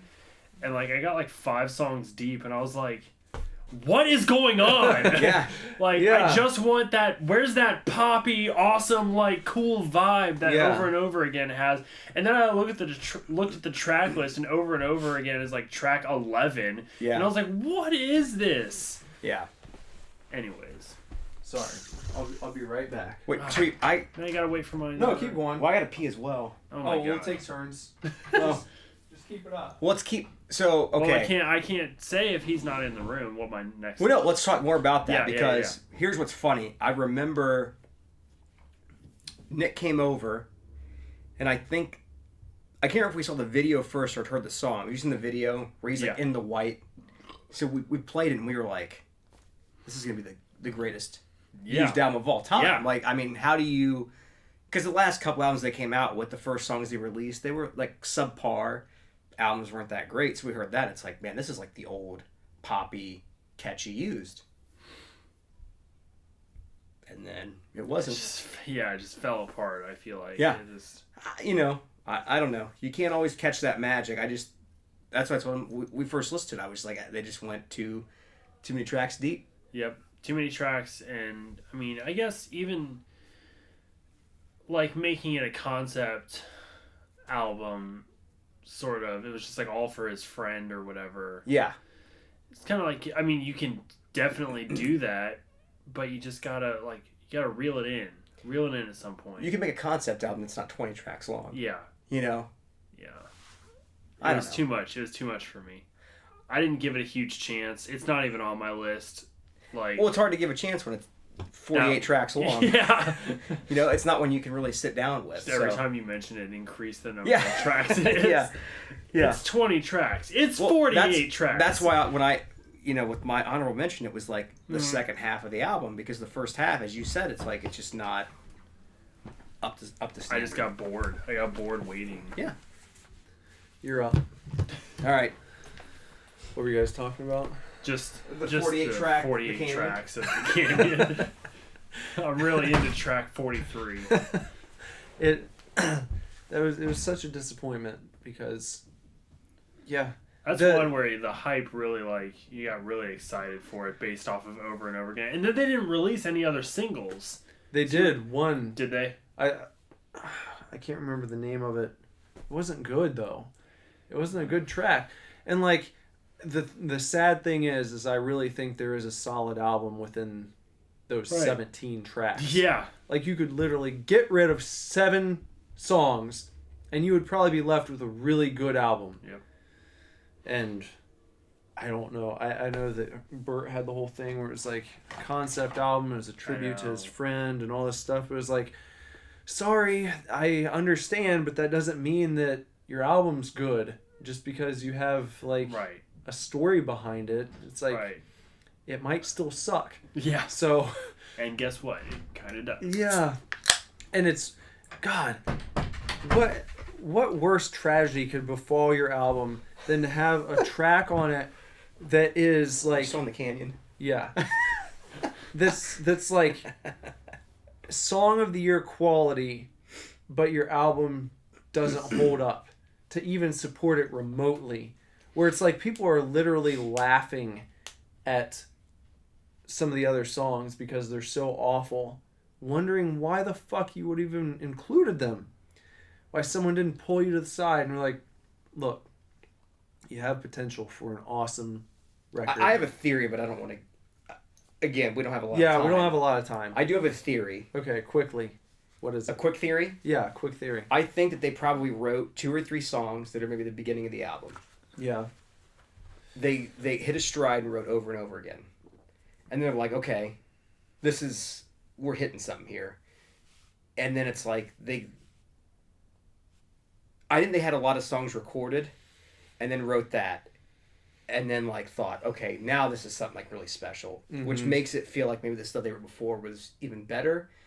It makes you want to keep going. Does that make sense? It's like, oh yeah, but I think as an artist at that point you would have to be like, okay, now that we've reached this level, we need to make sure the rest of the album is up there with it. Yeah, there should have been someone in there who should have done the editing.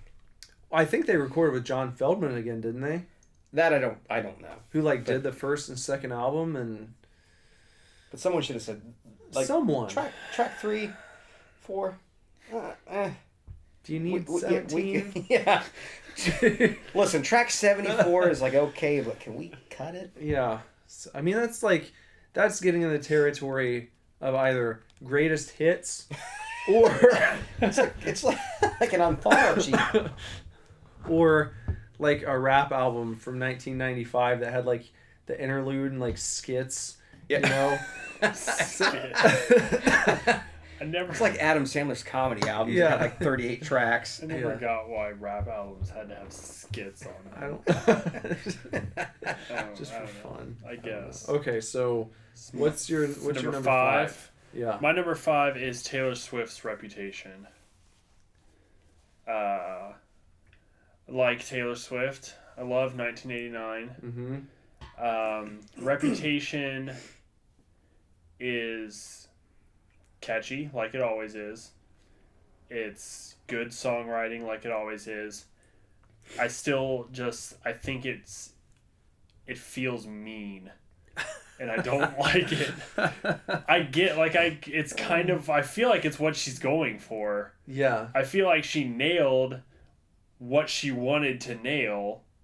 And again, I would say absolutely. The songwriting is excellent. Like she can write a fucking pop song. That's for damn sure.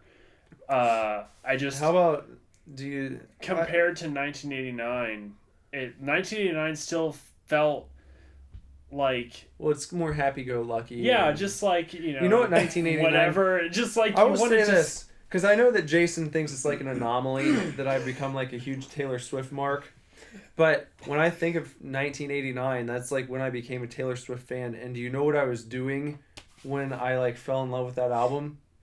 Is I was taking gymnastics at the Y. No joke. And I was like, Wait, hey, there was were you on like the balance beam? Like what do you mean? No, like I sign up for like adult gymnastics at the Y.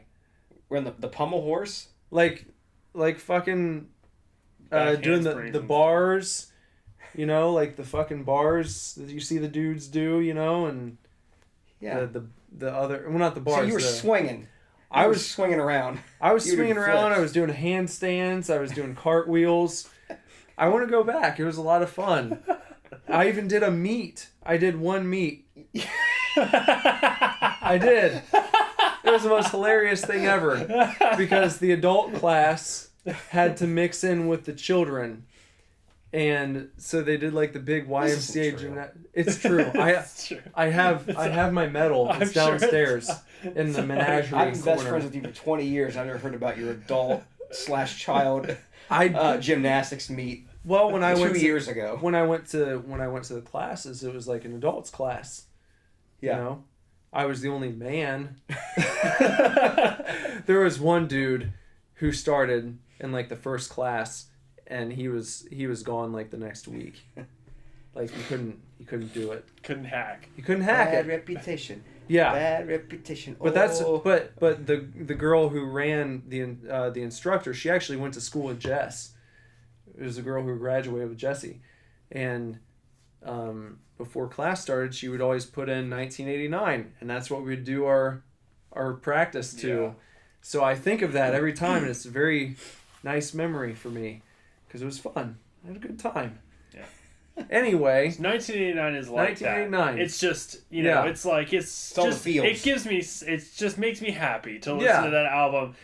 Reputation is mean. It is mean. And she is like a bitch the whole time. I love it. And I just...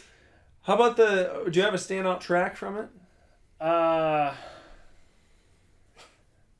mean, I can't even... Do you like the Ed Sheeran and... What's his name? Future? Is that Bad Reputation? Yeah. It's alright. It's a good song. Jason's just shaking it's good. his head. Like, it's good, but... I mean, I liked... Look What You Made Me Do. I mean, I think that's... I hated that song at first. Yeah. Because I was hoping it would be like 1989... And that song is like as far from 1989 as you could get. But then the more I listened to it, I was like, I love this song. You know, there's other things like, I mean, I like Ready for It. Endgame is like... Endgame is... That's what just I meant. for whatever... It's Endgame. Endgame makes me think of like a T.I. rap song for some reason. Because it's like... Ooh, you make a big reputation. Nah. It's like, what are you... Shut the fuck up. Like, what are you doing? But you know what? The other I give one... it high marks. The other one that really bothers me is on I Did Something Bad. Mm-hmm. Just did something bad. Yeah, but then right after that, you know... Did you ever watch The Office? Mm-hmm. You know how Andy... Do you ever... Ed Helms' character, Andy, does the... do. Yeah. Okay, so every single fucking time I listen to that part, I did something bad. I'm just like... And I fucking hate it. Like, I'm like, what are you doing? What is this? What is this automated, like... To be fair, I don't know if that's her saying that. No, I'm not saying it's her saying it. Yeah. But... Even if it absolutely sounds like she's just like... And I'm like, I like it. It's a good album. I mean, it's Taylor. She's pop queen, whatever. It made it halfway through your list, so I'd say... Yeah, it's halfway through my list, enough. but it's bitchy, and I like 1989 better. All right, Jason, number 4. Well, just as a precursor, Taylor Swift will not be showing up. I bet you it's Nick's number 3. Number 4 for me, I went back with 3 and 4. 3 and 4, and then 1 and 2 kept changing. But 4, I decided Acceptance. Mm-hmm. As you know, I've got a long time love affair with... Are you familiar with Acceptance? No. Okay. They were a big band in the early 2000s. Broke up, made this one album called... Why are you laughing? Why are you laughing? Well, I'm laughing because you turned me on to this album, and then like right after it came out, when did this come out? Like February? It was like January or February. It was in January. And you're like, since you liked it so much, I went ahead and got you a copy of the vinyl that you still haven't given me. It's been like a year, and I didn't bring it up because I was like, well, maybe I'm not gonna be a beggar. So, I was just wondering maybe now would be a good time But the good to news is ask. I got you a shitty copy of War that doesn't work. You did. I was just curious because you said that you had actually ordered me a copy and it just needed to make it to you. So I was wondering, like, did it never come or did did that not happen? I'm just curious. I'm not mad. I thought I did. You thought you did. Maybe you placed one in the cart and you thought you'd put two, or No, you... Let's revisit this. Okay. It was a good album, though. It was good. Maybe you hoped I forgot about it, or... No, that's not fair because No, I've purchased you quite a few nice vinyls. I'm joking. Everyone, I Yeah. know that whatever happened, It's above board. it's on on the up and level. up. Yeah. I don't think Jason was purposely trying to evade it. I don't know. I don't know what No, happened. because I bought you a copy of Holy Water. Yeah, Got you War. Yeah. I stick to my guns. I know. God, what you kind of brought up a sore. There's a lot of no, because here can I go on a quick tangent? Yeah, go for it. Okay, the whole album was made through crowdfunding. Yeah. So how you guys did Indiegogo? They were on Kickstarter. they were on, Kickstarter, not Kickstarter, there's another GoFundMe. one of those. And Yeah. anyway, so all their fans funded it, Yeah. and I ordered a signed copy of the vinyl. Mm-hmm. Got a regular one that wasn't signed. Mm-hmm. But I thought I did buy you one. I mean, the crowd out there probably thinks I'm full of shit, so it's over with now. But It's okay. that's okay. It's okay. Yeah, this was supposed to be my redemption episode. I'm just burying you. I had it planned the whole time. Because you knew to be on the list, so it's like you're just waiting. This is a shoot. Nick Villar shoots on Jason Vanover. Oh boy. Well, you know what? Okay. But So it's you know what's good? Because you know what's gonna happen now. Because you know how I am. what? You know you're gonna have a copy within a week.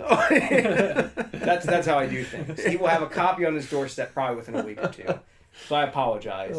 But just really But quickly. speak on the album, yeah. by all Okay. means. So a band that kind of came up during the Saves the Day era. They made this one great album called Phantoms. Kind of blew up for like half a year, but they broke up. Their lead singer moved to Seattle, started a family. Just they didn't make any music. Their guitar player joined Anne Berlin, but they had like this diehard fan base who kept the Twitter active and all this shit. So they started a GoFundMe, whatever. Made like $1 million to record a new album. Made this album. It's absolutely phenomenal. I sent it to you. Told you I'd buy you a copy. I didn't, but you did like what you heard. I did. Yeah. And it's fantastic. We actually, after Hannah and I had moved back here, they played a show in Chicago. We went back up and saw them, and it was great. So they're phenomenal. They have a song on the album called "Fire and Rain." Highly recommended. All right. Number four. I've got a visual aid for. If you can manage to not listening on the podcast, you're not going to really see this, but I'm just going to hide. Okay, I've got some visual aids for my top four. So, I thought about doing that, bringing some CDs. yeah. My number four. Wonderful, Wonderful by the Killers. Wow. Now, Jason told me to check this album out, and I remember when you sent me news that this had just been released, maybe. I think I sent you "Run for Cover" because that was the first Was single. that it? Yeah. Well, because I remember listening to the album pretty quickly, so it might have been out already. Might have just come out. And when you messaged me about it, and you're like, oh, you should listen to the new Killers album, you were telling me that it might be your album of the year pick. Yeah. And I remember like really rolling my eyes because the Killers are one of those bands where it's like I don't dislike them. I really like some of their songs, but I was just like, I doubt it. yeah. I was like, what have they done recently? You know, Who are they? Everyone loves the first album, Mr. of course. Brightside. And, Yeah. yeah. And even the second one had at least one big single, didn't it? Sam's Town. Yeah. Is that it? Yeah, it's I do it at karaoke all the time. No, I can't even think of it. When you were young. Yeah, when you were young. Yeah. Is that the same one that had Bones. the Bones? Bones, yeah. Yeah. That's a okay. great record, actually. But ever since then, it's like I don't know what the fuck they've been up to. I haven't paid attention. They came out with Seriously. Battleborn, and then one called Sawdust was a mixed album. It was like remixes, but they had one called Human, I think, or something like that. But yeah. So I started listening to it, and I was like, well, this isn't too bad. Then they used the man in the promo video for the McGregor-Mayweather fight. And I was like, oh, shit, this is fucking awesome. And I watched that video like a million times, and it ingrained that song in my head. And then, because it's like an abbreviated version that they use in the ad. That's a good ass song. That is a great song. Then I went and I watched the real video for it, and I was like, that's a fucking cool video. Yeah, where he's like lifting weights. We lifting weights, fucking grilling steaks out in the desert and shit. And like, he is the man. Yeah. Man, like, and then from there, like I said, an album has to have that one song that hooks you. It brings you in. Yeah. And then I put the song on, and an interesting thing about this album, and I would not have guessed it, but I can't argue with it and I can't dispute it. Spotify gave people like a rundown of their top albums they listened to, top tracks they listened to, and of the entire year for 2017. Like what users listen to the most, right? I got one. Yeah. Yeah, I got one. You got one of those? Well, Okay. I got one, a personal one for my profile. Right. And this album was far and away the one that I listened to the most in 2017 on Spotify. And that doesn't account for everything because I still buy CDs. So I listen to those a lot in the car. But when I was listening on my computer or streaming on my phone in the car, this album was the one. So I can't argue with that. Yeah. And it deserves high marks, and it gets high marks. It's an incredible album. And I love it, and I will really be looking forward to the next Killers album. I mean, think about it, just really quick. I mean, Run for Cover, Rut. Yeah. Tyson versus Douglas. Can't Get You Out of My Mind. The Man. Mm-hmm. Wonder. I mean, it's just. If you want to, like, I feel like if you're on your way to the gym or something, or to do something important, and you put on The Man, it's like you're gonna be pumped up by the time it's time to get to action. Yeah. You know. Yeah. So. Rut's my song on that album. It's a good song. It's a great song. But that, I applaud you. Well, that's a great. I thought you liked, and I will say that I am surprised that I rated it higher on my list than you did on yours. Well, I thought that was going to be a top 3 for you, but we'll see. Okay, so Bender. Number 4. Number 4. Lord, Melodrama. That's a good pick. Yeah. I discovered it late in the game. I think it came out in like February or something. But she's good. I just got to it a month or two ago, and it's great. I love it. I love Green Light, which is the first track. I love The Louvre, which is another track on there. It's just a cool. She's just a cool chick, you know. She does her hippie girl music, and it's great, and I love it. I have not listened. What was her big single originally? Royals. That's right. Yeah. How does Royals and Team, and then I think so. Like that first album, Pure Heroin, whatever, kind of follows that Royals and Team vibe the whole time, and honestly, like Melodrama is just like very melodramatic. It's kind of like low key. I'm not very familiar with her. How is her voice compared to like Taylor Swift? What does she sound like? It's I couldn't more, tell you. I it's haven't listened to her it's much. more like it's pouty. Yeah. Much more like Winehouse, I guess. Kind of, yeah, Okay. a little Raspier. raspy at times. Yeah, it's Not not as powerful as like a Yeah, she's not belting songs out. yeah. You know, She's not Adele, no, Adele. Okay. Yeah. but No, she's not. She's just kind of like, you know,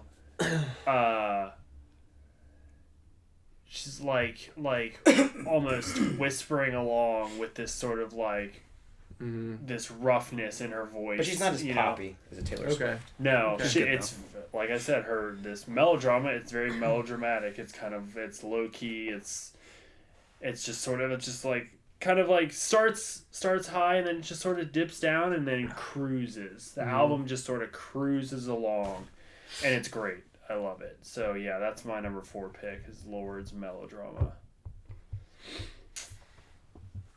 Number 3. Number 3. Paramore. After Laughter.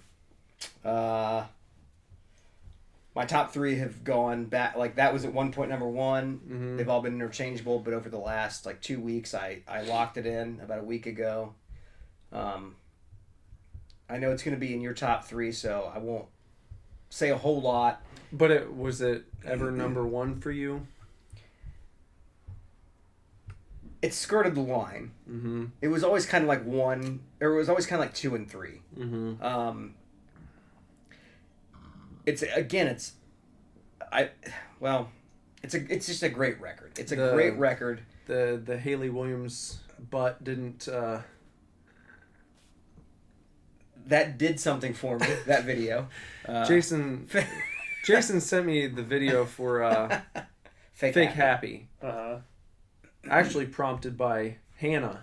Because My wife did say, "Wow, her butt looks fantastic in this video," and I'm a boob guy, so I typically don't notice that. But I said, "You know what? That's a great butt." yeah. So I think I texted it to you. You texted to me. Hey. I hadn't seen it yet. I haven't seen the Fake Happy video. Oh, What'd you think? it's fantastic. I mean, that's one of the best music butts there is. Yeah. In You terms can't of, argue with it. I mean, it makes the album a little bit better. Yeah. But in terms of the album itself, start to finish, Music wise, just on its own merit, yes. absolutely phenomenal. Sorry. Yeah, just Pool's my favorite song, which isn't even like it's track 7. That's one of those albums where it's like you have some sad songs, then that song is just, in particular, just brings you back up. It's just, they got a lot of shit too, because a lot of their old school fans were like, I want the old Paramore. Right. And she's like, well, I'd be fine only getting this Paramore. Yeah. it's fantastic. It's Yeah. just, They knocked it out of the park. a lot of, it's just great. I don't have much to say about it. The album speaks for itself. It's just, I got nothing. Yeah. It's that good. Again, it could have been my number 1, but unfortunately, they were 2 albums that at the end of the day, to me, were better. That I would use the Desert Island scenario. If I'm on a desert island, and I had 3 to take with me, that's the one I would chuck off the airplane, and I have 2 that I would take with me over that. So. Do you ever imagine what would actually lead to that desert island scenario? Can you imagine? Where I have to actually, if that really happened, not just casually. Hey, if you had to go to a desert island, it's like you woke up in the middle of the night and they're terrorists with a gun at your head. Yeah, because typically the desert island is if you'd crash. Yeah. But let's say there's a scenario where you actually, someone's forcing you there. yeah, you have to go. But they're to... still letting you take your 3 favorite albums. It's like Bane. Bane's got you on the plane, and he's like, you get to choose 3 albums. Choose wisely. I won't pick 4. You can pick yourself. Yeah. What if I make a suggestion? This was a favorite of Ra's al Ghul. What a great choice.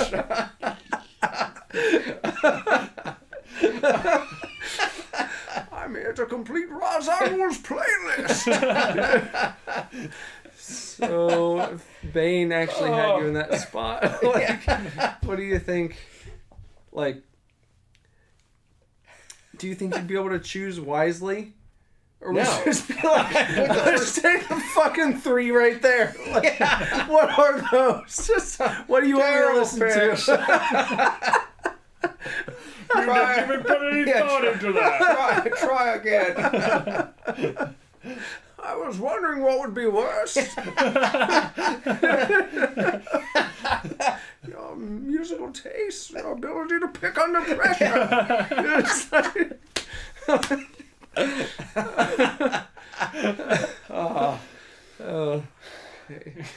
Oh boy. All right, number 3. I'm gonna reach under the pizza box for my next visual. Number 3. Weezer. This is Weezer's Pacific Daydream. It's my number 3. And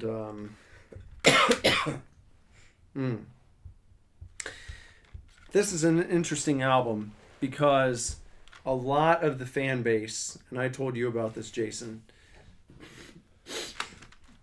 a lot of the diehards are putting this album on like Ratitude level bad. Like, not saying they just don't like it.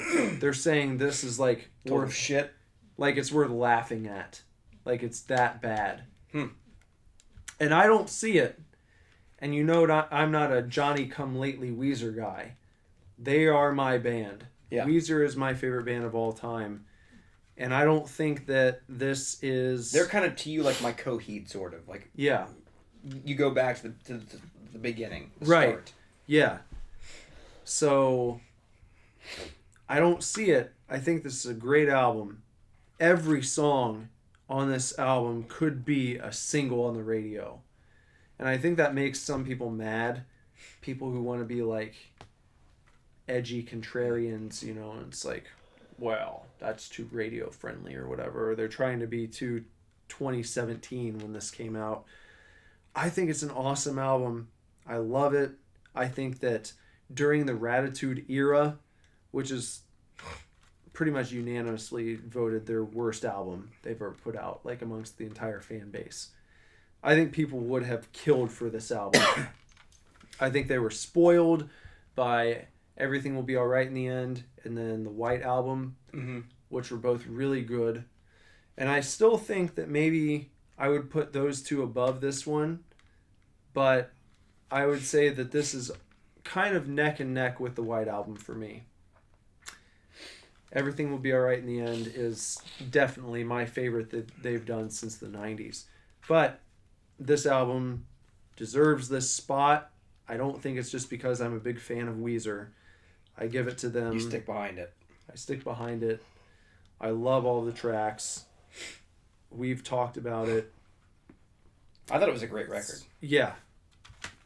I mean, I don't see how you can... I don't see how you can be mad about this as a fan of I've the never been a band big that puts it Weezer out. guy, as you know. I know. I thought it was great. I know. I feel like I've always tried over the years to send you a track here and there, you know, to kind of sway you a little bit. But this one deserves the number 3 spot totally. And I'm just flipping it over here.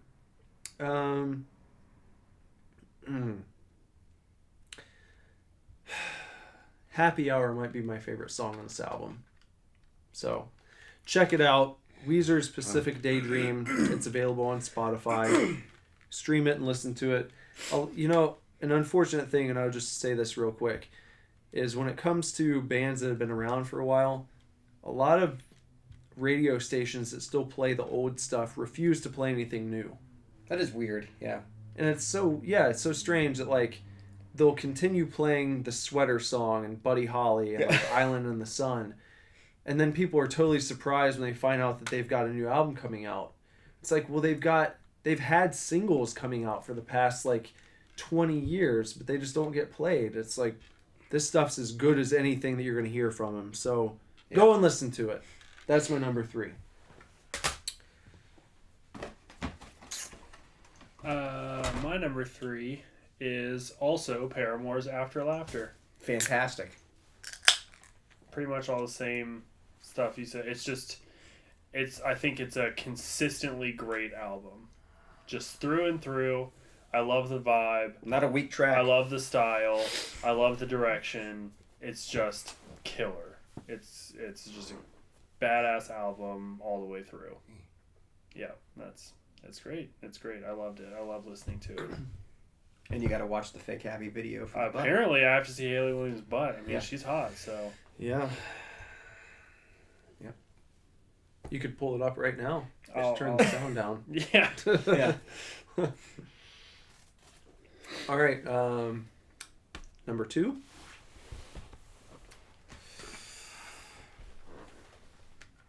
Wow. So I feel like we did a flip. Pacific Daydream. Weezer Wow. was number 2. It was number 1 for a while. I kept flip-flopping. I think you knew I was in love with this album. Yeah. La Mancha Screwjob is maybe my favorite song of the year. I know I've said that about a bunch of songs Yeah. as we go through this, but probably my favorite song they've ever done. Happy Hour, Mexican Fen. I mean, come on. You summed it up by saying every song on this could be a single. Absolutely. You know I'm a big Beach Boys fan. This is a Beach Boys album. This is a summer album, which is everything I love. You can take this and just... Listen, I've never been a big Weezer guy. I like them. You sent me an album, a couple tracks. I bought the vinyl, bought the CD, bought it on iTunes. I mean, I think it's fantastic. I think it's... To me, people can make fun of me, I guess. I think it's the best thing they've ever done. Just from my personal opinion when I hear it. You'd be in the The small minority. and that's fine, as a person that's not a diehard fan. No, but it's Um, interesting to hear. Every song is good. Every song is distinct to me. There's a hook to each song. Here's a good one for you. There's 2 or 3 songs in here I can put on that Hannah can sing to. That's how often I've played it, Mm-hmm. and she knows the songs. It's just a great album. I don't know. If they were like 20 years younger and Rivers looked like Justin Bieber, it'd be over. They'd be the biggest band in the world right now with that album. No question. La Mancha Screwjob. When you play that song at the beginning, it's like a beat. Yeah. It's like a dance song. Mm-hmm. The song's incredible. I mean, you could put that on the radio, it'd be. Well, I it'd be remember over Chris. with. I remember Chris telling me he heard "Feels Like Summer" on the radio for the first time, and he had no idea it was a Weezer song. Yeah. He was like, he thought it was like a new pop artist, Yeah. and he But loved it. I mean, Mexican Fender, Beach Boys, Feels Like Summer, Happy Hour, Weekend Woman. I love Get Right, La Mancha Screwjob, and Any Friend of Diane's Yeah. is a friend of mine. Yeah. The fact that I can sing a random Weezer song, Yeah. that just tells you how good I think this album is. I kept going back and forth. At the end of the day, it didn't quite reach number 1, Mm-hmm. but I adore it. I think it's fantastic, and it'll be in the rotation for years to come. I That's couldn't pretty give it impressive. any higher praise. That's I impressive. really mean that. I think I that- truly mean that. I think 5 years ago, I never would have guessed Jason would pick a Weezer Yeah. album as his number 2 of the year. So And it could have been easily number 1, where I went back and forth. So that's the reason I asked at the beginning of this. I said, "Can we do a tie?" mm-hmm. That's how strongly I feel about that album. So it could have been number 1. All right. If you're too choked up to continue, we can. No, I'm good. Okay. I'm very happy to see Weezer appear at your number 2. Yes. That's great. Okay. I'm glad you've enjoyed it. All right. My visual aid, number 2. Yep. Paramore's We're all right in that pocket. After Laughter is my number 2, and this is a this is a really meaningful album to me. I was on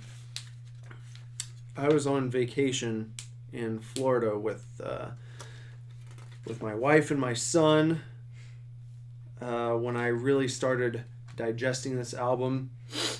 We went to Disney all the different parks that they have. Pretty much the entire time that we were driving around Orlando, either when I was taking Jess to a convention or when we were going to a theme park or we're going out to eat, this was the album that was playing. And that's a great trip for me. And this is just like that's a great road trip album or a great yeah. summer.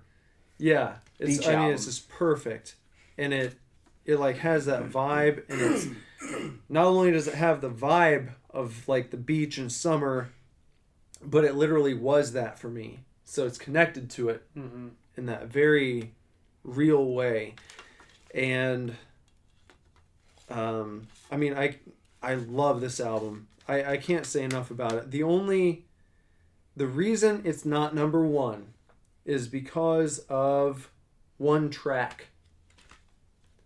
Is it like the non-vocal track? Yeah.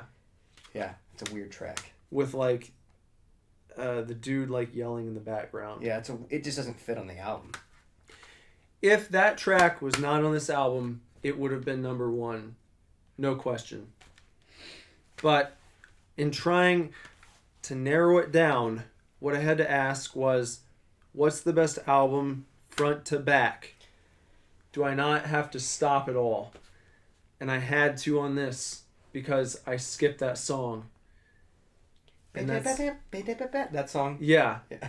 And it's just like, within the context of everything else, it just doesn't make any sense. Yeah. And it's almost like, and I don't know who it is. He sounds kind of like Max Bemis, or the dude from, what's the other band?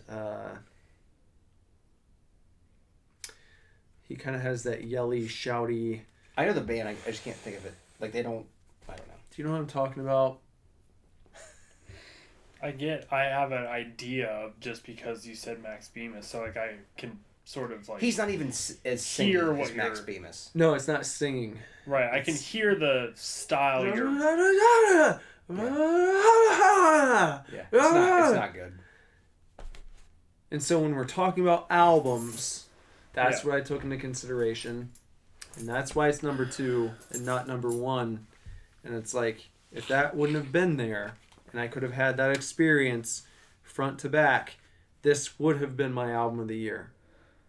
And it's my number 2. Paramore's After Laughter is just like the songs that are within that wheelhouse of like power pop rock. You can't get much better than this. It's like perfect. But then there's this one track that sticks out like a sore thumb, and Forgiveness. What a song. yeah. So, but if you try and demerit this album by saying, I like Paramore when they were pop punk or whatever, you're a joke. I love them all, but that's their best album. Get out of here. This album It's is not even close, incredible. in my opinion. This is, I hate like doing the point whatever ratings, but because of that one, it's like a 9.8. It's like a 9.8 or 9.75 or even a 9.9. You know, it's like there's just one little thing. Yeah. And you have to be Little hiccup. honest about it. Yeah. You know? I got you. So, that's my number 2. Bender, you're up. My number 2 is Dynamite Thunder Punch Coyote Gunfight. Another local band. Dynamite Thunder I Punch. like your deep cuts. Thanks. I like that. Dynamite Thunder Punch is a band that Nick and I have played with a number of times, even back to like Sleepstar, I think. Yeah. And so we've been friends with them for a long time, and they're really great guys.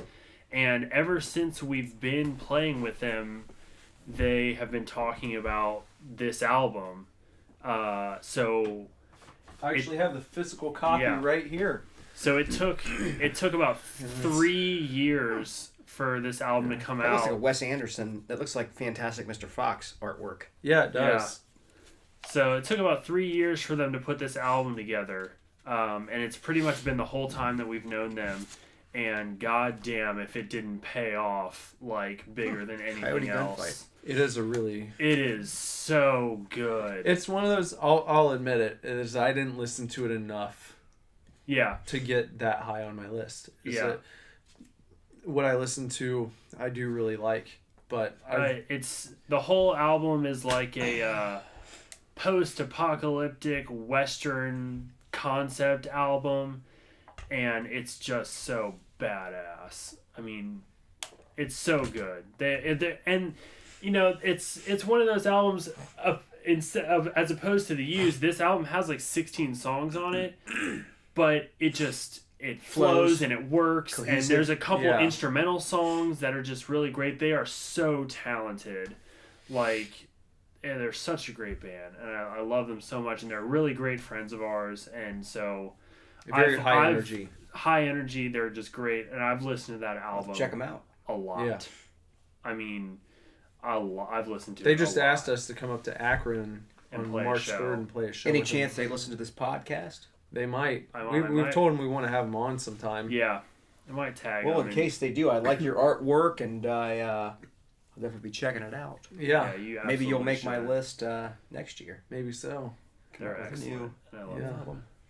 So and again, based on like how much I've listened to an album, that's my number 2, because I just, as soon as it came out, it was just like nonstop. Mm-hmm. I mean, I listened to it on the way over here today. So, love it. I think they were partially cock blocked because of Paramore. I was still in like full Paramore mode. I was in that mode for like fucking 4 or 5 months. Yeah. Where that was literally like the only thing I listened to. Same here. It was nonstop. Yeah. So I would say I listened to that album more than anything this year. Well, I think that's what, okay. But that doesn't necessarily to me dictate what's the best album. No, not necessarily, but I'm saying it's probably a 3-way tie for me that I could see being feasible, but I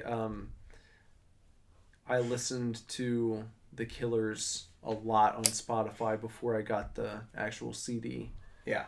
So that's, I think, why it showed up so much on there and some other things didn't, but because I got the Paramore like right when it came out. Had to be swayed a little bit on Killers, but once I did, yeah. No turning back now. No. All right, so here we are. We've made it to number 1. And you probably know what my number. Do you know what my number 1 is? No. You don't? No. Tell me. What is it? Science Fiction by Brand New. Wow. I pretty much knew the moment I heard it. Mm-hmm. I think I told you that. Yeah. I know this pick comes with some controversy because Jesse Lacey is not the most sought after human being right now. Brand New is now pretty much, they're going to be an afterthought, which kind of to me makes this album more. I might ramble for a minute because this is it. They called that 2018 pretty well, didn't they? They did. I've loved Brand New. I saw them back in like 2000. I've always loved them.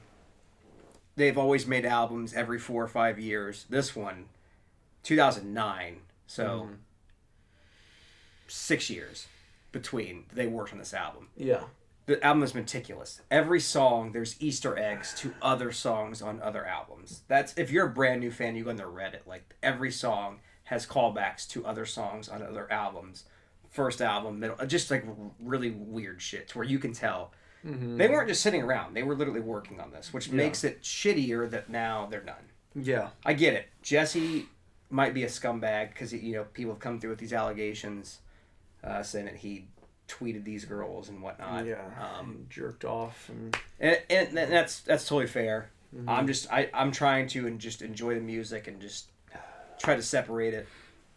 It is what it is. Hold on. I want to hear the rest of your thoughts on this. Do a non sequitur real quick, because I want to hear the rest of your thoughts on Brand New. Okay. But I really have to piss. So what? Just something different. Here, what's right here? Talk about this. That's a really weird place for you to. Just a sec. So pumpkin spiced latte candle. Oh. What else we talked about? Talk about pumpkin spice latte drink or candles. I don't like lattes, so how about candles? I'm not really sure. It's been a long time since I When's the last time you bought a good candle? good candle. Yeah, when's the last time you held a candle? Held a candle? I mean, I bought... Not held a candle, bought a candle. I bought candles not too long ago. Like literally like a week ago. Do you go with like the Yankee candle this size? I mean, I got little tea candles just because it was a specific need. But but beyond that, I haven't bought a candle in a long ass time. There's a company, a t-shirt company that I enjoy a lot, horror shirts that have actually some special edition candles that I've meant to pick up but haven't done yet. Because I went to pick them up one time, and because they're heavy, they are like, you know, it's like $10 to ship it. And I was like, Yeah. well, I don't want to spend a buttload of money on this fucking candle. I like buying candles, but these are like $20. Yeah, I mean, it's ridiculous, honestly.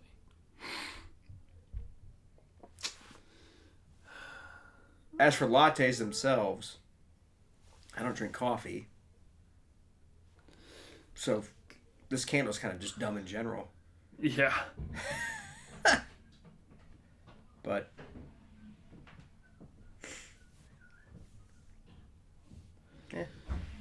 Who knows? we talked about dumb candles, and I don't drink lattes. You don't drink lattes? I don't drink coffee. You know that. You started to. I had 1 cup with you one time. I drink tea. No, I know this is not true. That is true. Nope, I know that's fake news. That's not fake news. It is fake news. I know the truth. What's the truth? The truth is that you kind of like coffee. I don't like coffee. You told me you did. You I were like the kinda getting mood. into it. I like the mood. You like the mood. I like the mood. But I can get that mood with tea. I don't think so. Oh, okay. Well, I want to hear. Okay, so well, All I right, mean, so you're talking you know, about- I like that you got up during my number one. I didn't want to, and that's why I asked you to pause because I want to hear what. No, you asked for a the non rest- sequitur. We didn't pause. No. I mean, no. Of course, I'm not gonna pause. We never do that. This Well, is I mean- live. This is live TV. Well, yeah, but I mean, now I can't pick up, the same. Yeah, you can. Sure, you can. Believe in yourself. Well, I do believe in myself, but Come this on. was redemption for me, and now I'm floundering. You want to, if you want to redeem yourself, Well, you have to do what it I was against gonna all say- odds. So I guess what I was trying to say is that I totally get all the sort of, what's the word I'm looking for? controversy, Not controversy, but the blowback. that's the word. I was going to say flashback, but Okay. the blowback against Jesse Lacey. I totally get it. Yeah. And what I was trying to say before the non sequitur is that my thing with James Franco, for example, other stuff here, these guys might be scumbags. I totally get it. I'm just trying to view their art as art. Yeah. Maybe that's not a good. I don't know. I'm a fan of Brand New, so I'm taking this record for what it is and trying to separate it.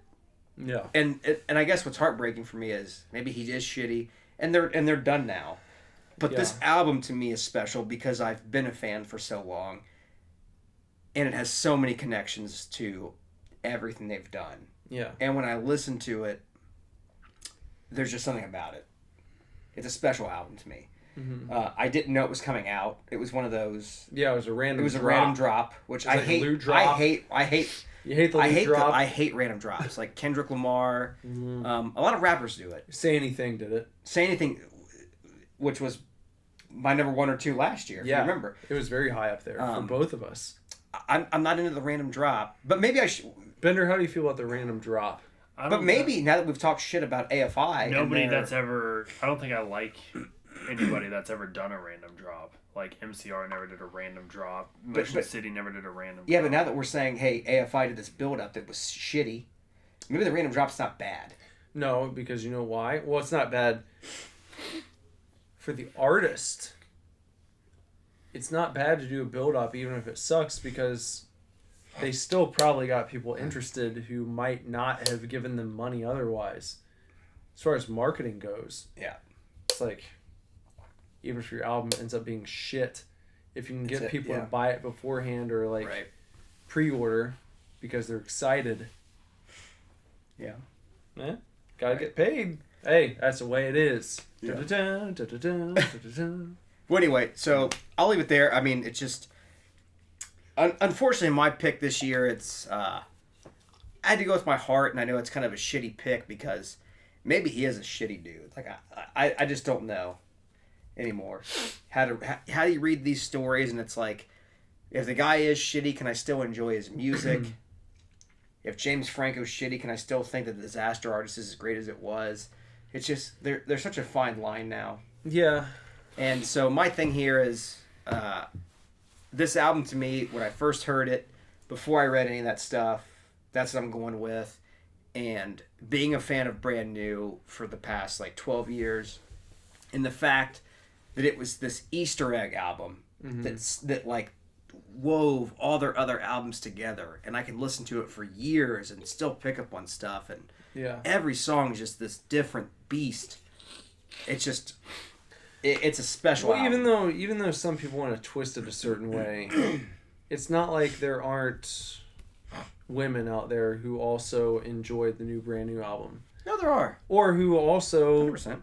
respect the idea that, like, you know, maybe he owned up to a certain degree of whatever, you know, where it's That's right. like, okay, real quick tangent, is like this girl who said that he like jerked off on Skype for her, you know, when she was 16. He was like 22. So Okay, this was well, this it's was like decades ago. it's Or like a I decade. don't know where this was exactly, but the age of consent in the U.S. is still 16 in most places. Yeah. So I don't even know if it's illegal.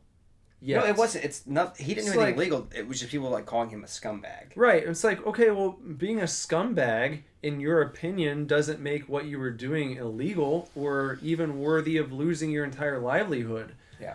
So it's like, I still believe in the idea of the rule of law and that you're innocent until you're proven guilty. Yeah.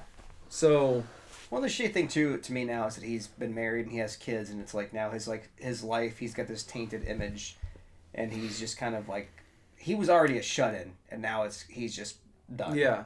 Yeah. And that's what makes this whole mystique even more. But what's weird, that's why this album is even more mystical to me, because if you listen to it, a lot of the songs are about how they were, like, if you're not, like, one of the lyrics is like, if you're not having fun, don't lose hope, my son, this is the last one. Like, they, like, wrote this album knowing this was it. Like, and they, like, put it all out there. But then knowing that all this kind of, like, overshadowed this, like, artistic vision they had, kind of as a fan who enjoyed their, like, aesthetic and, like, their vision, Yeah. it just kind of, it's weird. But, like, that's what, there's this sort of weird thing that, Well, you know that I'm not like, I'm no super Jesse Lacey Mark. no, I know. I've always been kind of dismissive of him. Yeah. And it's like, I don't fucking think he's as deep as a lot of people think he is. And it's like, oh, what do they, people call him like Morrissey Jr. and shit. And it's Yeah. like, okay, I don't fucking care. Like, I like some of his stuff. I don't like some of the other stuff that he's done. I think he's a good songwriter. He's a good artist. What he's done in his personal life, I can't really fucking comment on it because I Yeah, have do you hold that against the album? no, because That was my thing. I couldn't. It's like, because there's, well, for one thing, there's no, like, shit, he's just like a guy who said that maybe he acted in like a douchey way or something. I don't know. It's like, if we only enjoyed artists who were on the level that we think is like acceptable morally, then I think we would probably have to throw away the entire. there's no way we'd be fans of Metallica. No. No way. Or anyone would Motley be a fan Crue. of Metallica or Motley Crue. Probably any band. Anyone. Ever. Maybe Maybe ever. Because these people. they're like, put in positions where they're...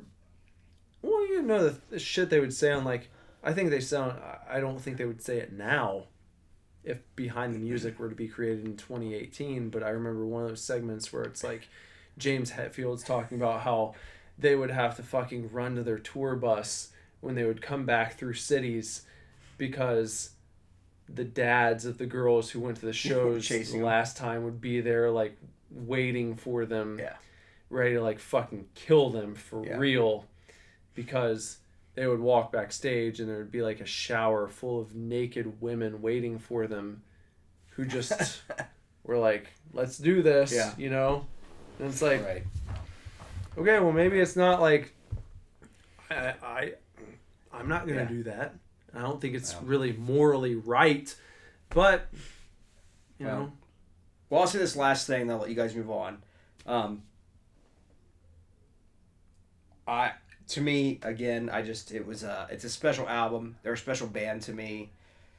I don't condone if the things he did are what he did, but I try to view the art. Don't Skype with fucking 16 or 17. Yeah, I think it's shitty. And pull your dick out. I'm viewing his art for what it is, and just try to view it separately. And I think it's phenomenal, and I'm very sad they're done. They said before this album came out they were done, and we kind of laughed and we're like, they're gonna come back. No, they're done. Like this ended it for sure. Like, cause he was a reclusive guy to begin with, and he has a family and kids now. There is no way they make another album. Like, and that's what makes this to me even more special. This is their like final, and that's what, if you actually listen to this album. Which, and you probably won't, but brand new fans, if you go on their Reddit, that's what's crazy. A lot of these songs are just, every song is like, there's like references of like how this is it, this is the end. Yeah. And now knowing that like, that's fucking over, it makes it kind of crazy. So, very special. It's not the pop. That's why I went back and forth with the Weezer. Because Weezer album is like, that makes me want to like go to the beach and like, you know, have a great time. Yeah. But this one makes me want to like think, and it's like, what makes an album, what makes an album the best? And to me, let me because we're on it, I feel like it's topical.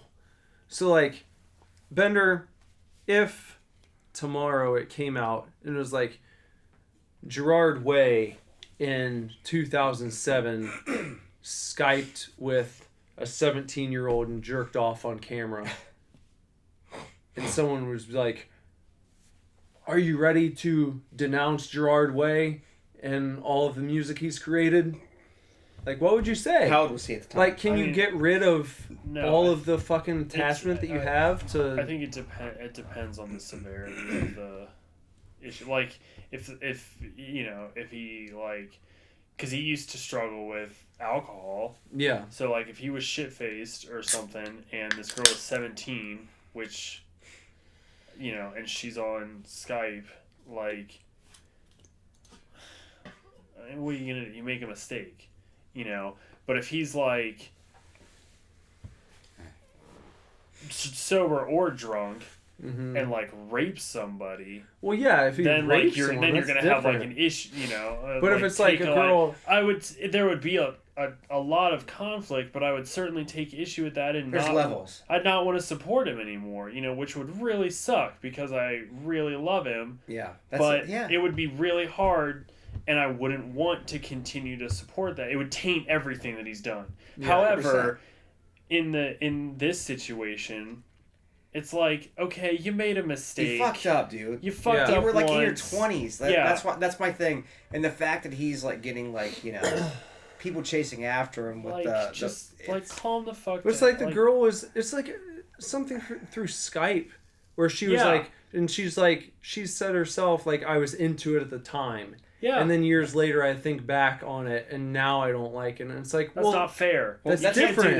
That's different. A lot of the James Franco people, they're like, well, he's a great guy. He just made us uncomfortable. There's a difference with that, like in the Kevin Spacey. Like, shit. really talk to a woman who's been violently raped, and try and compare that to some girl who like got a celebrity on Skype and was like, I wonder if I can get this guy to like jerk off on camera. Yeah. Like, it's just it's apples and oranges. It's totally different. Yeah. Like, if someone does that, it's like maybe you're using bad judgment because you're famous, Oh. and you should probably know that, like, she could be recording this right now. Right. Maybe she's not as old as she said she is. Like, you're putting yourself in a fucking stupid position. Yeah. You know, but it's still very, very different from being, like, a fucking scumbag in an alley who pulls a woman in and, like, violently takes her to task. Like, they're not even on the same plane of existence, there in is my a- opinion. Famous people are going to have to start watching what they do, which I think it's a good thing. Yeah, I think most people should anyway. Yeah, but I it's like- agree. They're going to have Yeah. to start checking what they even do on social media. But yeah, do I think Jesse Lacey's a bad guy? He could be. I don't know. But I guess the moral of my story is I'm not letting it taint the way I viewed his last. I don't think this situation is serious enough to I'm not gonna allow that. If I found out that he was like a Kevin Spacey, Yeah. you know, where Yeah. then I'm like, maybe it's still great, but I can't watch it. Right. Right. Like Well, I feel like I'd have a hard time it's- watching it's- any it's- Kevin Spacey. You know movie now. what? You know what's a good analog to that is like the way I feel about Benoit. Like, I still That's a can't. great point. I still can't yeah, watch his matches. It's hard It's like, I don't care how yeah. great he was, but like, because he was the best. yeah, he was awesome. He was the best.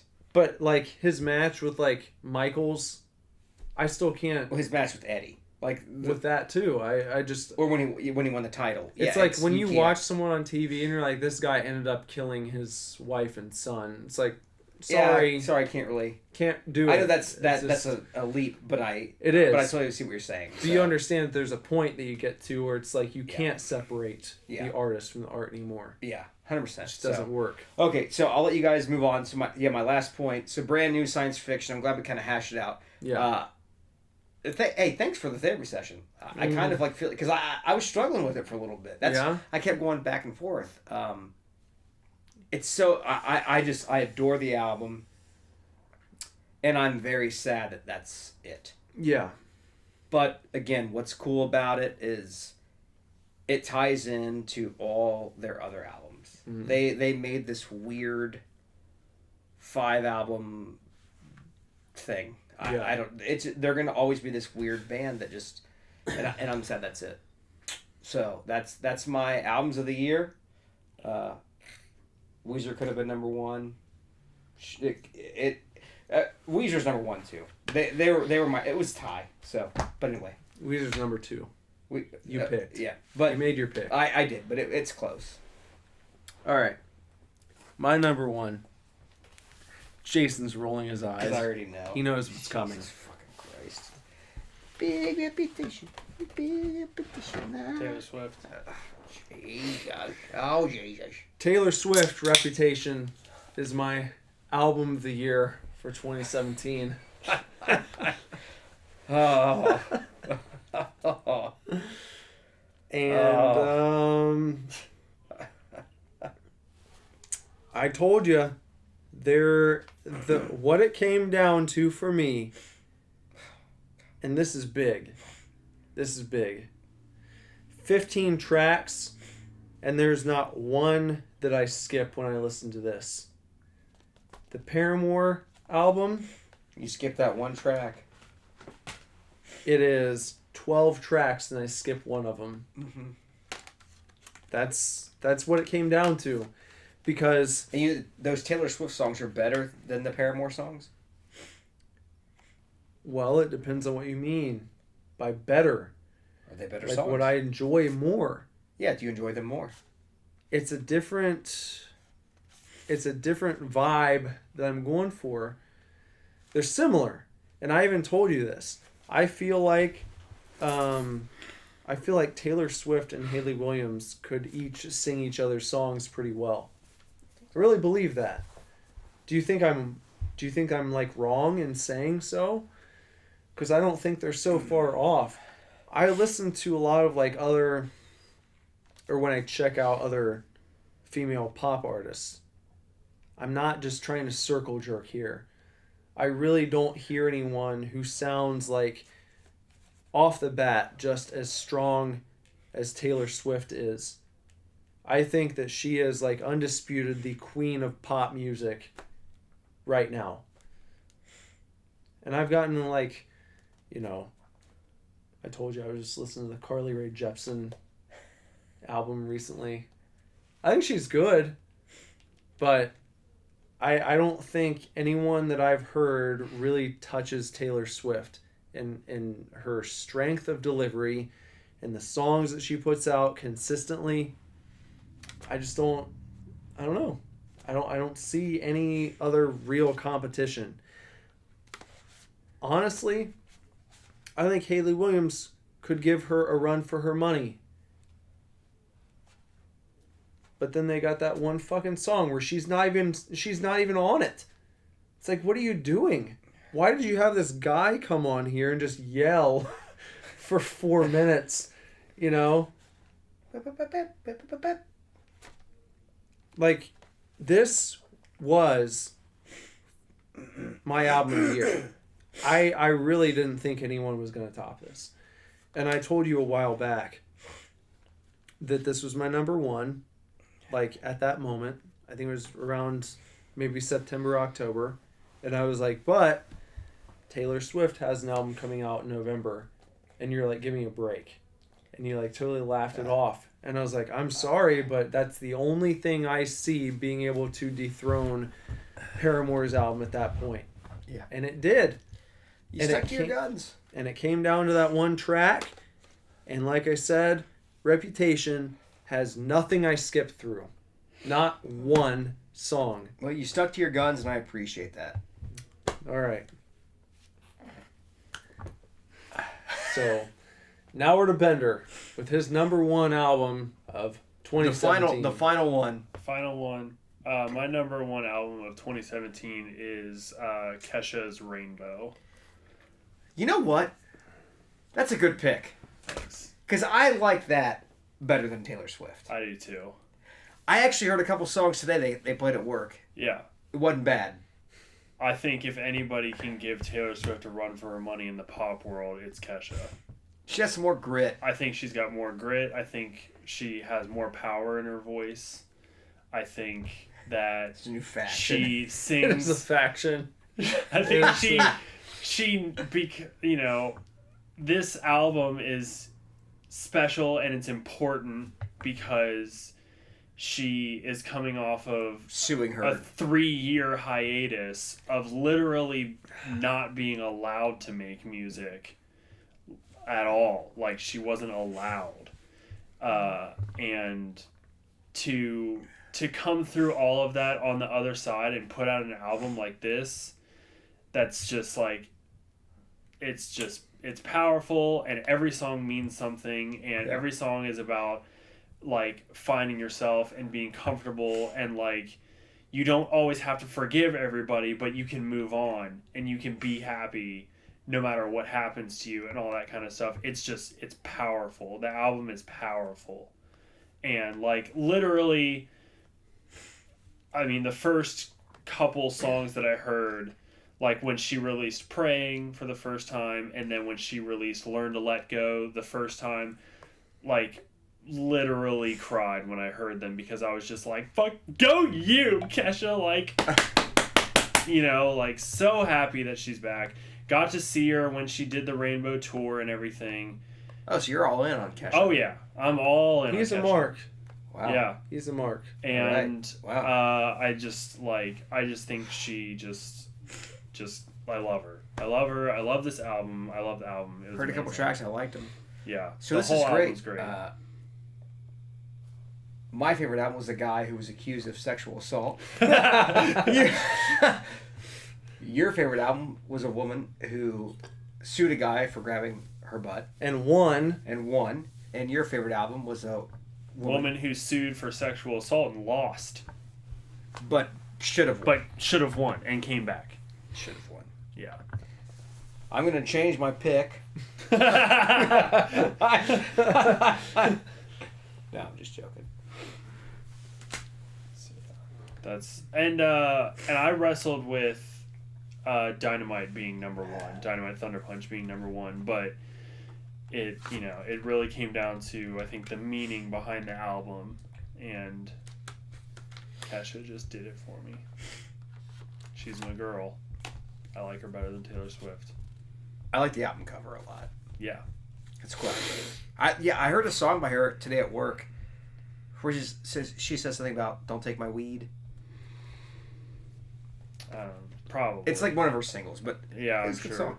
Yeah, I liked it because I Shazammed it. Yeah, Learn to Let Go. Or not Shazam, or is that is is it Shazam? yeah. There's I a Shazammed it. Learn to Let Go is a standout track on that That album. might be it. I don't know, but Woman is so good it makes me like want to be a woman. It awakens this like yes, power, this whatever, but it's just great. The whole album is just great.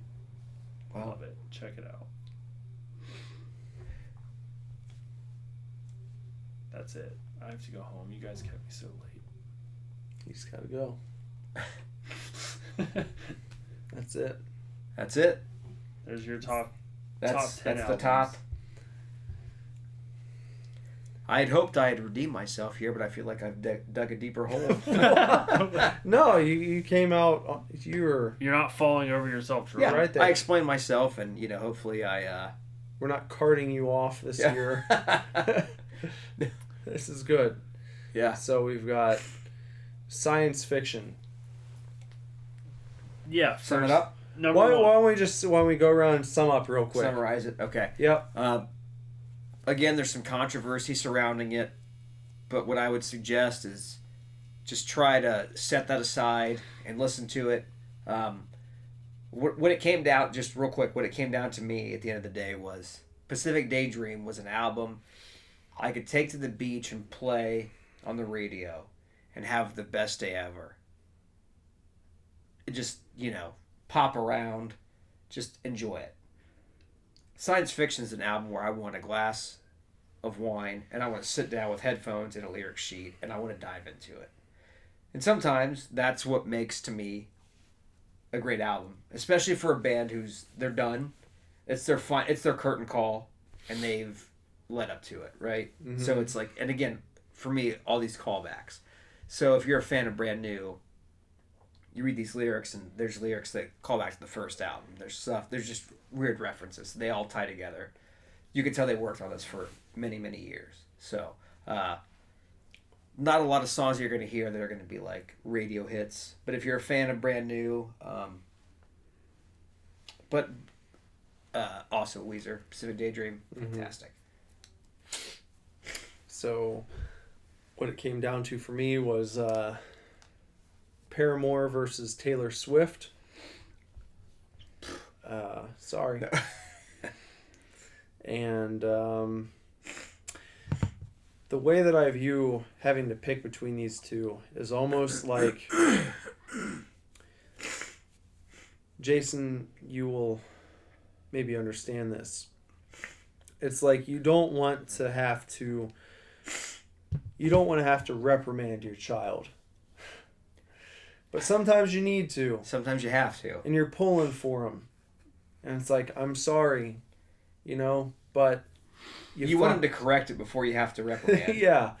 You fucked up. Yeah. And that's how I felt. I feel like Taylor, she got my number one pick because Paramore fucked up with That a one track that she didn't fuck up with. And she had more tracks on her album to fuck up than Paramore did on theirs. And that's what I'm sorry that you feel like you need to shake your head at me. But if you can understand what I'm saying, where it's like... There's one we're going to unpack, but I won't. But you had to get 11 out of 11 right. This person had to get 15 out of 15 right, and she did. And you missed one on your test. So, I'm sorry, but the best I can do is number 2. okay. Taylor Swift lived up, in my opinion. It is an incredible pop album. If you're not into pop music, you're probably not going to like it. But if you do like pop music and you don't mind Taylor Swift being bitchy as opposed to the way that she came across on 1989, that's what I like. I like her attitude. So, Fair enough. rats off to you. listen to Kesha because she's better than Taylor Swift. Well, I will disagree until the cows come home. So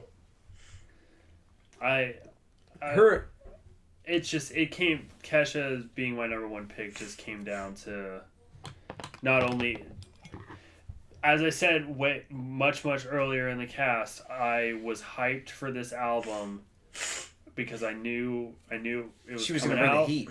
It was she was in the heat, and then she came out of it and she was like, I'm releasing new music, and I was like, thank God.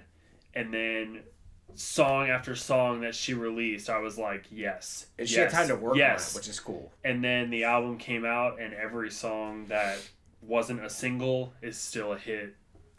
So it lived up to the hype. She hyped it, and it lived up, and I'm glad she's back, and I hope she continues. I really, really hope she continues to make music. I'm sure she will. Yeah. Why At wouldn't this she? point, yeah. Excuse me. I think so, but it's just nice to. I don't think you can argue that she has a. I don't think you can argue that Kesha has a better voice than Taylor Swift. I think she has more range. Really? Sorry, allergies. I won't get in that debate. Maybe we'll unpack that next time. Maybe sometime. I think Taylor Swift I think she has a very smooth voice. She has a strong. I would honestly say that Taylor Swift probably has a better voice, but I would rather listen to Kesha. Yeah. I don't like Taylor Swift. I just don't like her. I know. You think she's a phony? I do. I think she's completely phony. That's fine. She's like packing peanuts. That's fine. That's cool. All right. Well, Well, that's it. I don't even know what to say. That's it. We're just gonna end with Jason thinks Taylor Swift is packing peanuts. Yeah. Hey, but you know what? I think this is a great cast. This was good. Yeah, it was a great cast. It was good. Everyone hung in there. Hopefully, I don't end up on Fox News like like local boy supports Jesse Lacey.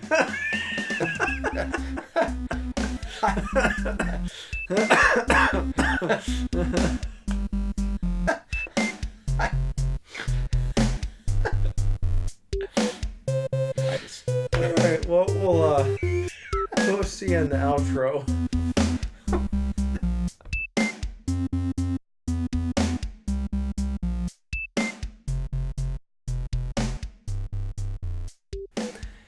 And that was another episode of the Super Divorce Supercast. Jason, you might not realize this, but what we do is we record the episode, then we record the intro, and after we record the intro, we do the outro.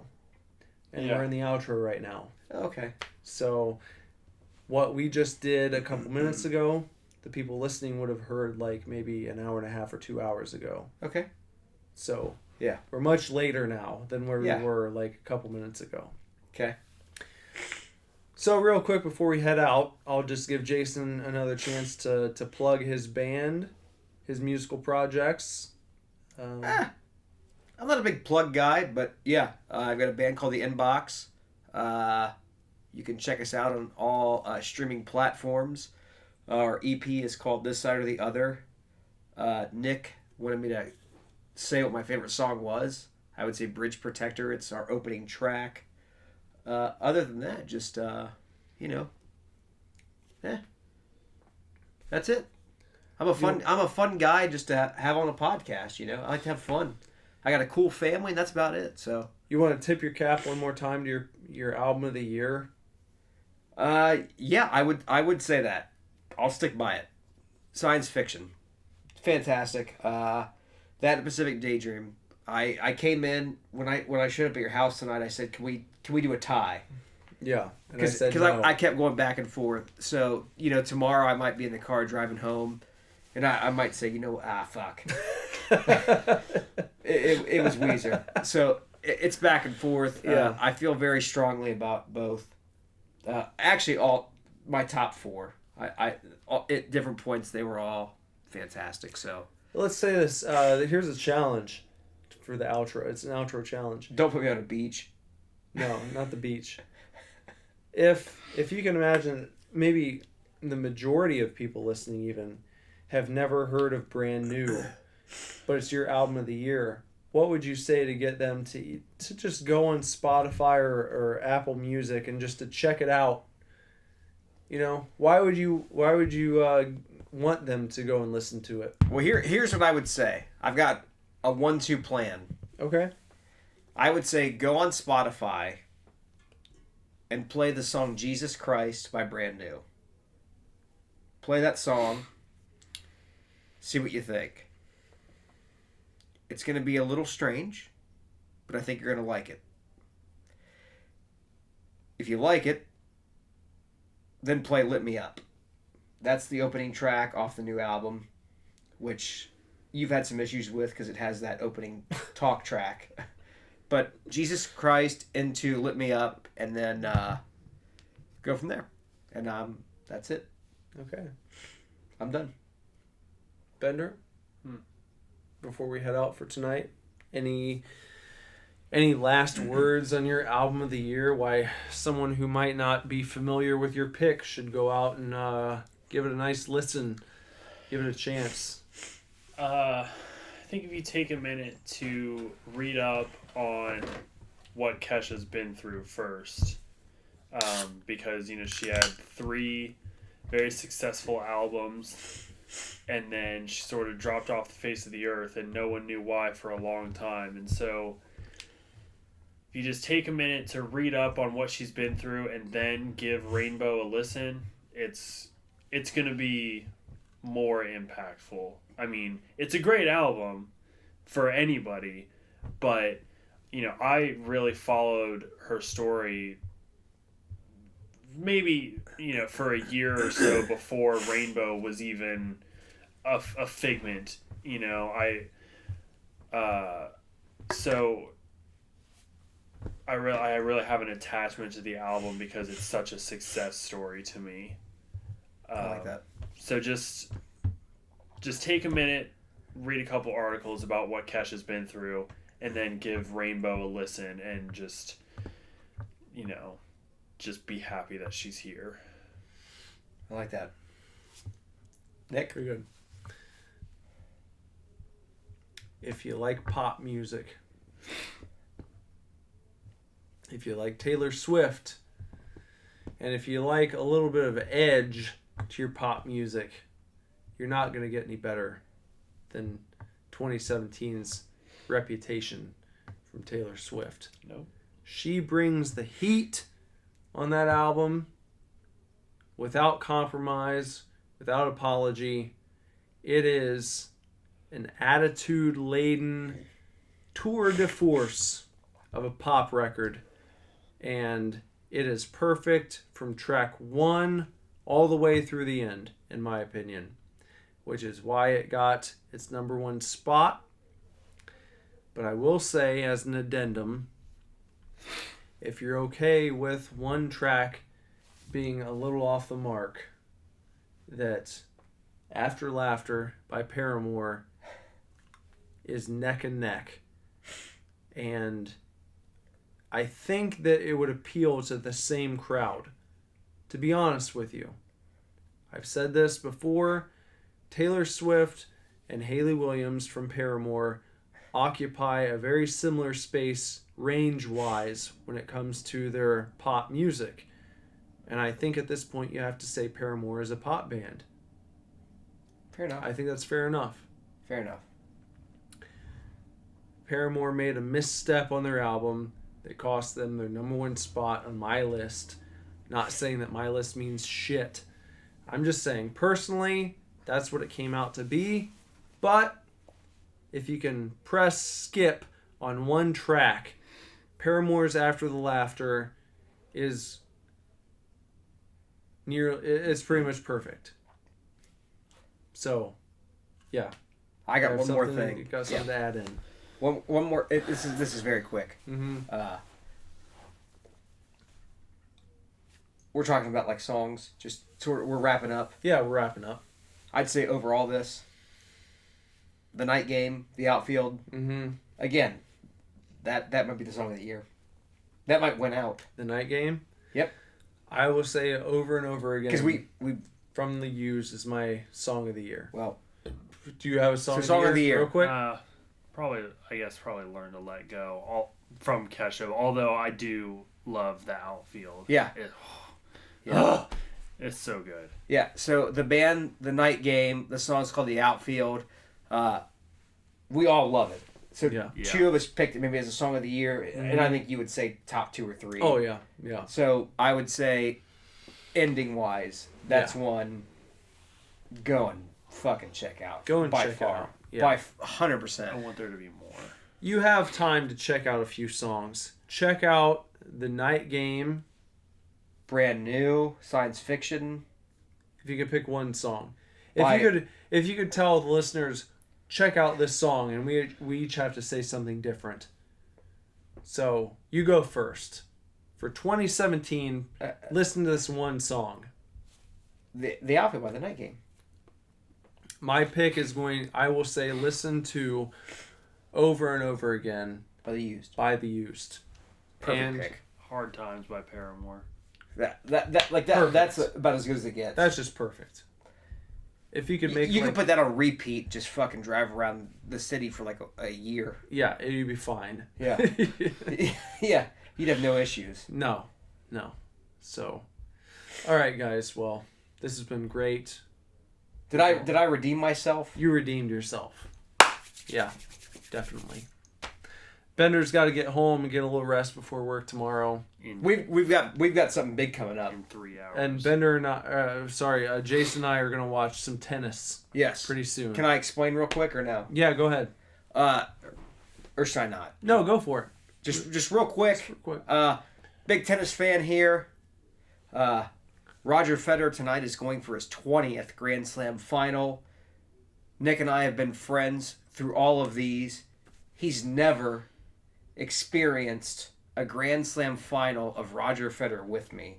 Tonight, for the first time ever, we have prepared, because I have a ritual. I have Jolly Ranchers, 2 Red Bulls, and some beers. We are going to stay up and watch this. At 32 years old, finally. He is 36. He's 36. We're Federer. 32. We are 32. Yeah. Roger Federer is 36. Anyone who tries to tell me that he is not the best athlete, Raju Sheth, he won't listen to this, but he did have one good. He said when someone stops like shooting trash into a basket and saying Jordan, and they say Federer instead, but it doesn't count. Roger Federer is the best athlete of all time. The motion matters. No one's gonna hit a tennis. Well, you'd have to Trash. go but I will say this: if anyone threw something up, they'd probably go Federer, Yeah, or Roger. Roger. He's 36 and he's going for his 20th Grand Slam. He has not lost a set. It's a joke. Yeah, It's a joke. it's over. It's a fucking joke. It's over. I'm sorry. Yeah. So All right. we're gonna experience this finally together. Yeah. It's gonna be a lot of fun. Yeah. I'm excited. Okay. Thanks for listening. Sorry we kept you guys waiting for so long, but we got it done. We're back now. We'll be weekly again. Yeah. Okay. Too Too sweet. Too sweet. I'll see you guys in next year. February of 22. Yeah. See ya. Super Divorce.